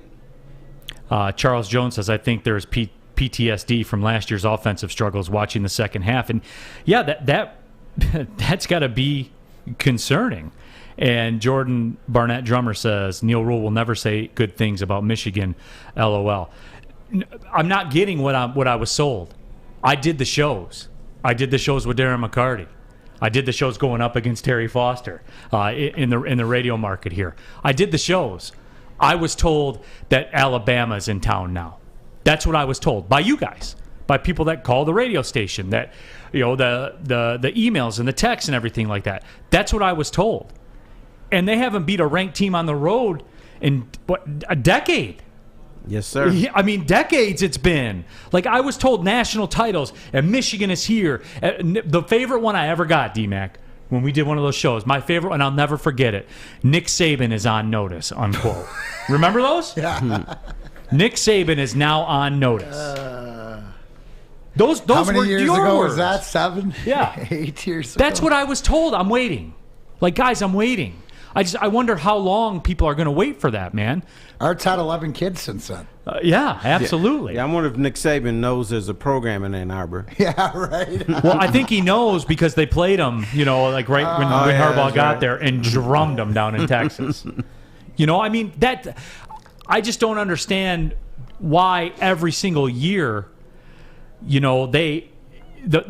hear this from the fan base. And I told you guys this was coming. I told you it's lined up for him to be 4-0. John Dawson says, Ruhl's a tool. Michigan sports heel.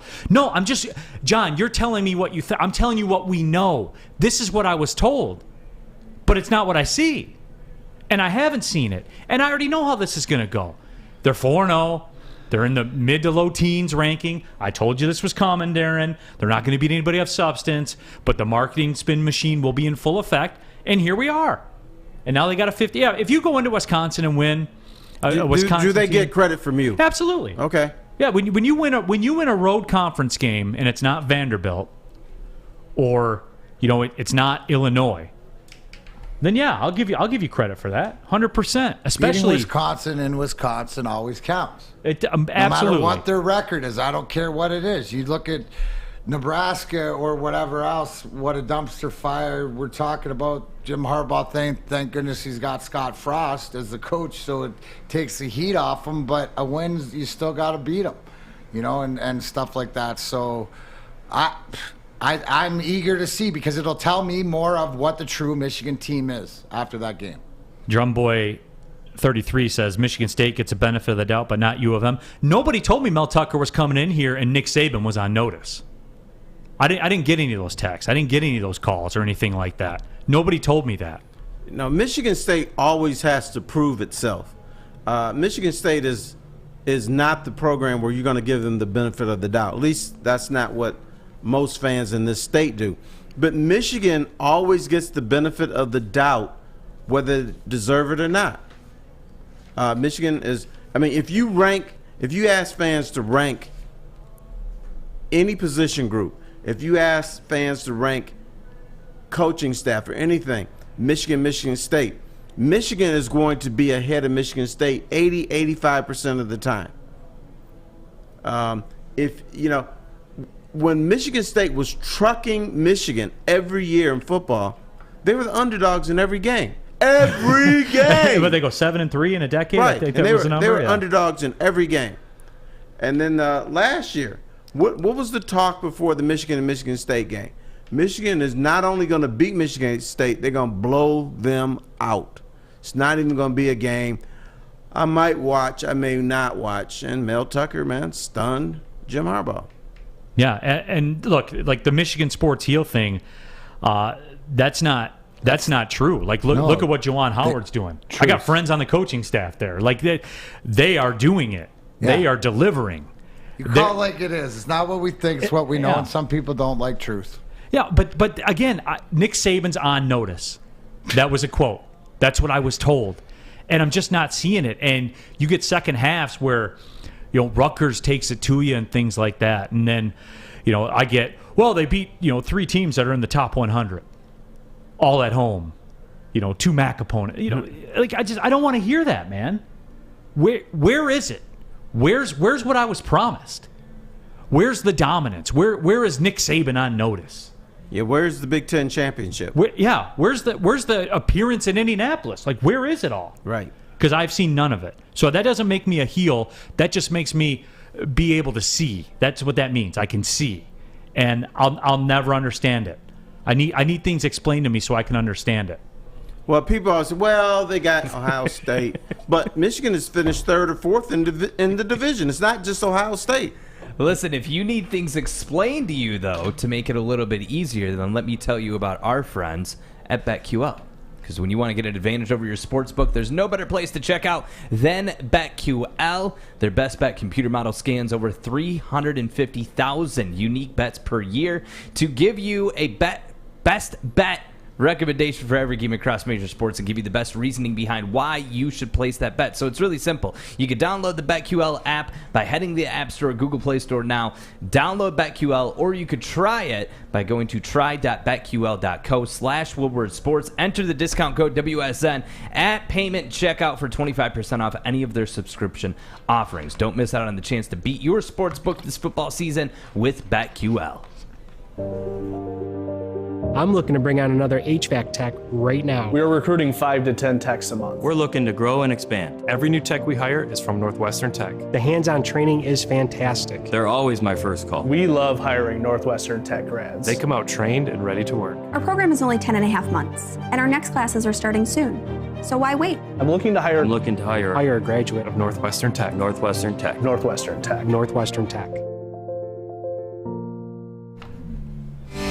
Back at it here, coming down the stretch of Big D Energy on a Monday right here on the Woodward Sports Network. T. Foss, Terry Foster in the house. D-Mac, Darren McCarty in the house. My name is Neal Ruhl. Happy you are all with us. Michigan sports heel, I guess I was told, even though I have a ton of respect for their basketball program. But, whatever. Nick Saban is on notice. That's what I was told. I haven't seen it yet.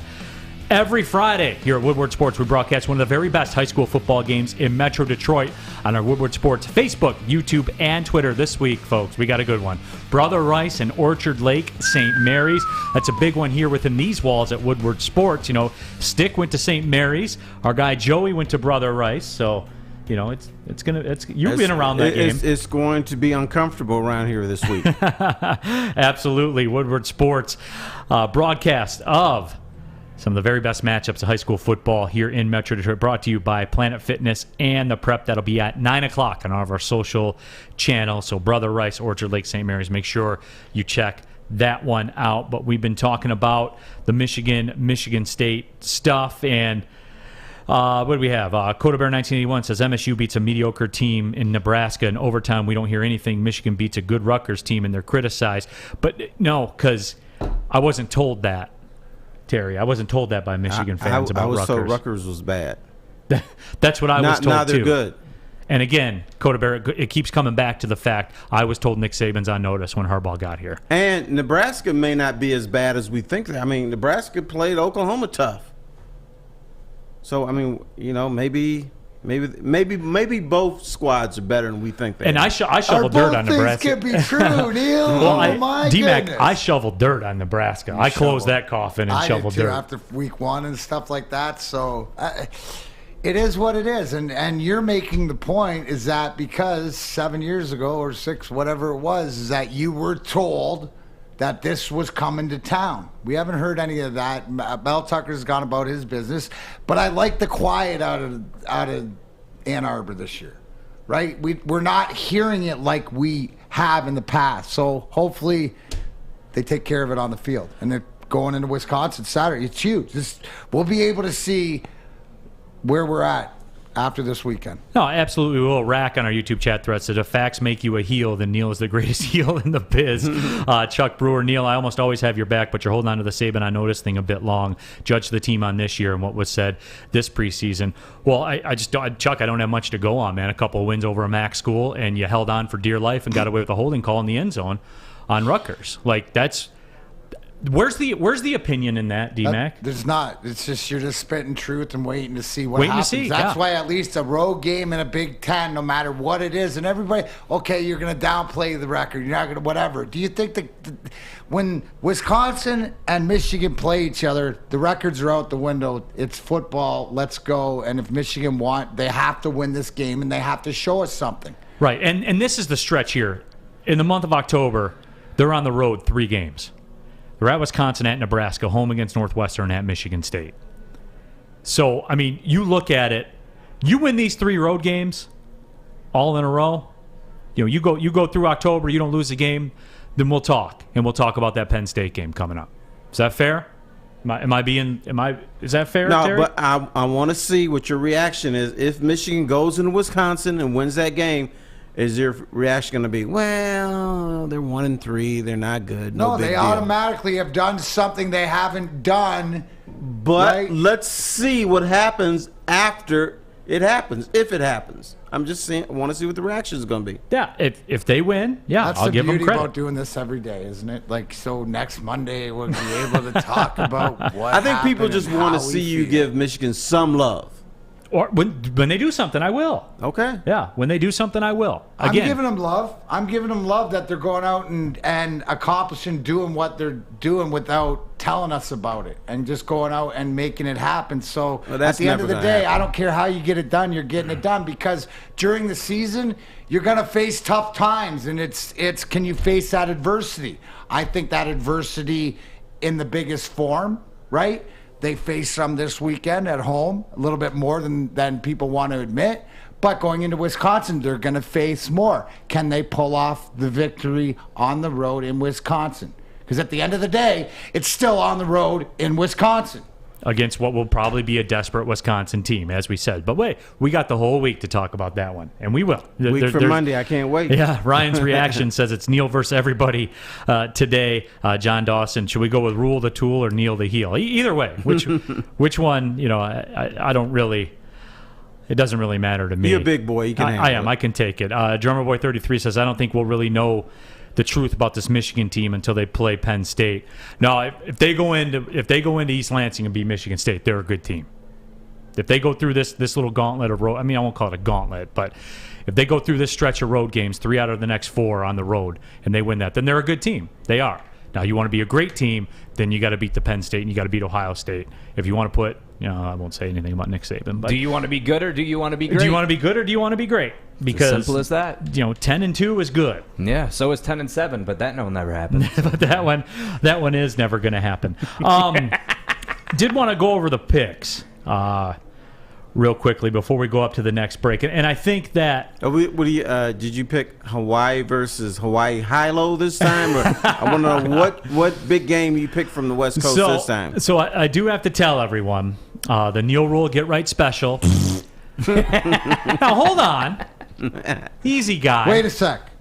Is it a or no? Are you open when you? But you're going to spin it to everything else. But I'm D-Mac. Is the truth? Did you lose? Well, that depends. No, I did. I'll look you right in the camera. Unlike a Michigan football fan, I'll look you in the camera and I'll say, hey, I was wrong. I didn't perform. I wasn't good enough. See, was that hard for me to say? No, because it's the truth. But what about the halftime? We're looking good here. Like you Mazzawade. Do I have to bring that up? And I can bring up the text about, hey, boys, looking good here. Yeah, here we go. Because I gave you guys the text. But I do that all the time, though. I know. And it has worked out. BYU comes out. They're up 21-0.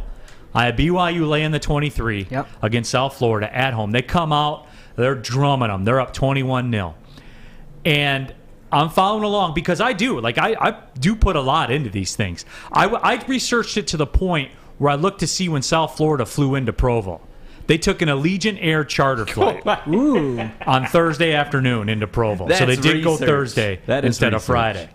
Flight tracker, man. You get props for that. That's research. Allegiant Air. Yeah. How do you figure that out? You go to the South Florida website? Homework and everything? All that homework, man. But it was going well. And I know that the floor is littered with losing tickets of guys that were up 21-0. I understand that. But no, what makes it easy, Fish, is because there aren't many direct flights from Tampa to Provo, Utah. Oh, okay. So, you pull it up, and there's only one in the last week. So... But how do you track the next team? What do you mean the next team? Like whatever game you choose this weekend, how are you going to track them if it's like a very popular flight or destination? But see, the reason why I liked BYU so much was because Provo is tough to get to, Terry. It is. It's just a tough trip. They play at elevation, and South Florida coming out of the state of Florida going there. That was it. That was a lot of the reasoning behind it. So. Hey, I didn't get the job done. Now, to D-Mac's point, my thing was, and I wish I could we should live stream this one time, like the late night. Yeah. When I was perusing the live lines, I saw that South Florida, at the time the game was 21-0, South Florida was getting 34.5 on the live line. And D-Mac, I did say... You did say grab them. Grab them, yep. Grab them. It's a great chance to middle, but that's a little advanced. We'll get there later. What we're trying to say is that we're going to go to the live. We might have to implement the live stream on Saturday night so that you can see how you can make some of these not fortuitous when you look at them bets, but how to make money on them. That's the advanced. That's the advanced scouting. We're going to get there. Rule. We're going to get there, okay, folks. There's a lot of math involved, but no, we'll get to that point. But the bottom line in all this is this: 2-2, and I'm 0 for my last 2. Oh. And I know I had to get a couple right to get you on board. And since you guys have gotten on board, this weekend was a big loss for me. I'm not going to lie to you. It's okay, Neal. It was a big loss because I let you guys down, the people that believe in me. I will put the work in. I guarantee victory this weekend. Oh, boy. But hang on. What do you say? Hang on, time out. What do you say to the people that sold the wheels to their trailer because they believed in you so much, Neal? I don't know any of those people, but I will say those people out there are crying in Holly, Michigan. No, they are, and I understand that. So here's what we're going to do. Okay. And I'm not saying this exact thing, but along these lines. This is just an example. I wouldn't condone this. Okay. But the wife's wedding ring, the title to the car, whatever you can get to get right, we're going to get right on Saturday night. All right. So you're telling me Terry, to grab the cash cat, in the stocks, get rid of the cat too, get the 401k. go to the bank, get the personal loan, max out the credit card on the cash advance. We're going to get you right. Hey, guys, you know you're going to have to deal with mama if you lose that bet. So but be careful. But only if you lose. That's right. That is true. I'm out. Sounds like something I've been a part of before. That sounds like old behavior. I know how it ends, so I'm going to sit back, commentate, and watch. The trailer's up for sale. Let's go, Neal. I didn't say that. I said just, leverage it. Sorry. You don't have to sell it.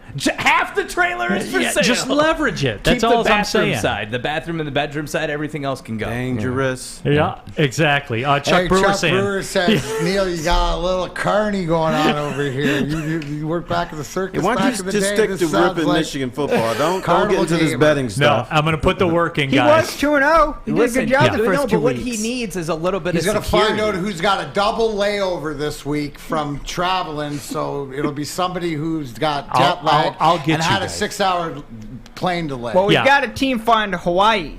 Yeah, so I'm don't worry. Yeah, I'll get it figured out. I mean, Neal's going to protect you. Yeah, you have to be protected. And if you want to be protected, go with Guardian Alarm. They get it done. A good defense on and off the field helps you feel secure, but what makes you feel even more secure is being protected by Guardian Alarm. They have state-of-the-art technology that helps you feel safe, all with 24/7 local monitoring. On top of that, they also have convenient features that let you check in on your home, control the lights, temperatures, detect smoke or carbon monoxide. It'll even let you lock and unlock the door. That's pretty awesome. Call 800-STAY-OUT today. That's 800-STAY-OUT. Guardian Alarm has been trusted for over 90 years at keeping families safe. We got more Big D energy right here on the Woodward Sports Network.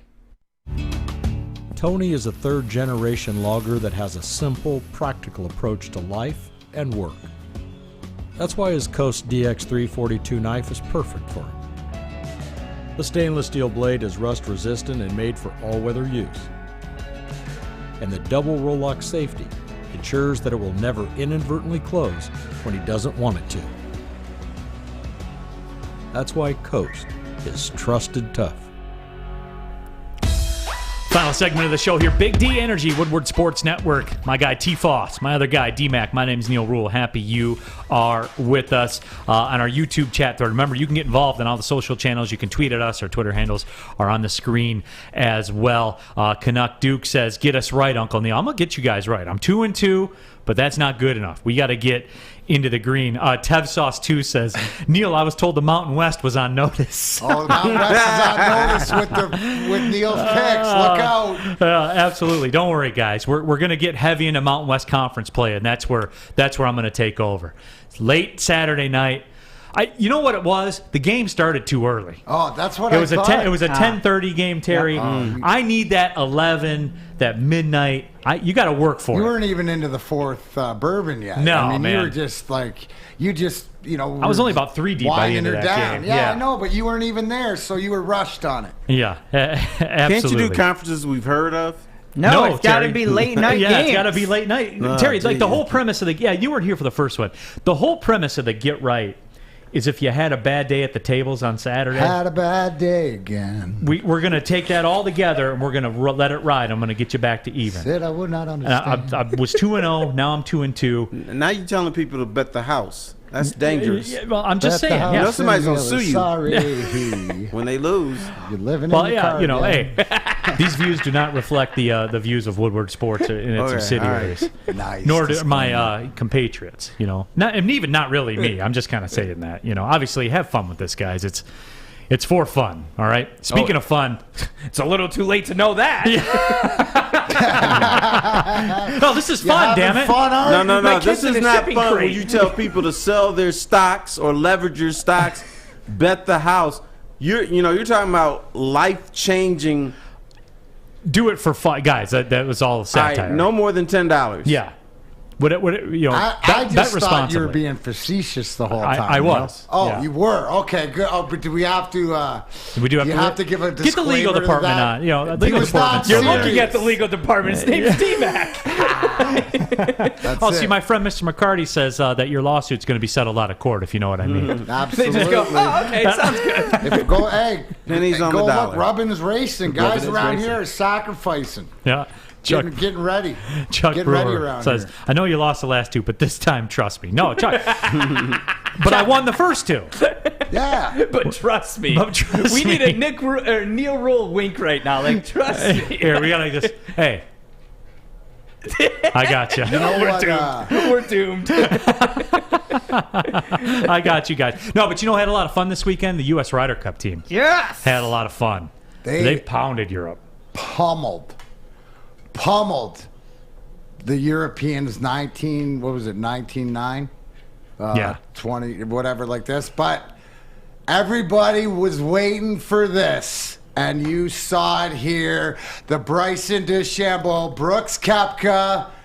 Here it is. Walking, they get the trophy, and there's Brooks, and there's... Oh, there it is. And then they have a couple words, and Brooks still hates Bryson, and they're going to move on. But there it is. There's a little bubble. You said it best, Terry. What? Power of sports, man. Oh, yeah, it is. The power of sports makes weird things happen. And I know a lot of people don't pay attention to sports. They don't think it's important.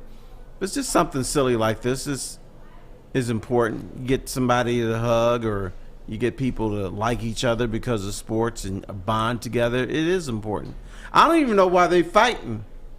I just know all I've heard they hate each other and no, and they don't speak. It was more of just they're different people and more of just annoying, and then Bryson being an annoying person trying to annoy Brooks even more. It's more of the spoiled, like the brother thing. But again, they're not buddy, but they're cordial, and that's what happens sometimes. Not everybody gets along to win, right? It's all about, at the end of the day, it's what they can accomplish as a group. And to your point, Terry, that's the human condition. No, it is, and it was cool to see. There's no question about it. Tigers getting ready to square off against the White Sox, final home game of the season. They're a game out of second place. They're 75-80, and final week of the regular season for baseball. Hats off to A.J. Hinch, Terry. Yeah. Could be a candidate for manager of the year. Should be, but won't. Yeah, he won't. Because the way that works is you have to have a horrible team, which it qualifies, a horrible team do something that you don't expect. Like if the Tigers had squeezed into the playoffs, he would be manager of the year. No question. But D-Mac, I mean, this will be the most interesting offseason for the Detroit Tigers in a long, long time. Awesome. It's awesome. The fact that you have something to build on, if you're going to start with not only the scrappiness of the team, but you look at the three arms out of pitching, starting pitchers, the Manning, the Skubal, demise. Right? Here's the key with the Tigers. What's that? They did well enough that Chris Ilitch is going to spend some money. Exactly. Plus, you got Torkelson and Green firing through, plus Dingler. You have something that in February for training camp, all eyes are going to be on the Tiger, but in the offseason, are they going to add that bat and spend the money? People will be locked into spring training, no doubt. What do you got, Art? Yeah, before we leave, D-Mac's got an event coming up with the Pet. Friday. Yeah. I can't hear you, Art, so I don't know if you what you were saying to me, but Fenton on Friday. That's you can check out stuff. We'll talk about it throughout the week, but we were talking about a little bit before. But I'm getting in the. I'm gonna go bleed all over somebody. I got to get some of this crazy out, but it's all for the purpose. So. Let some of that Lions frustration out. Art's back.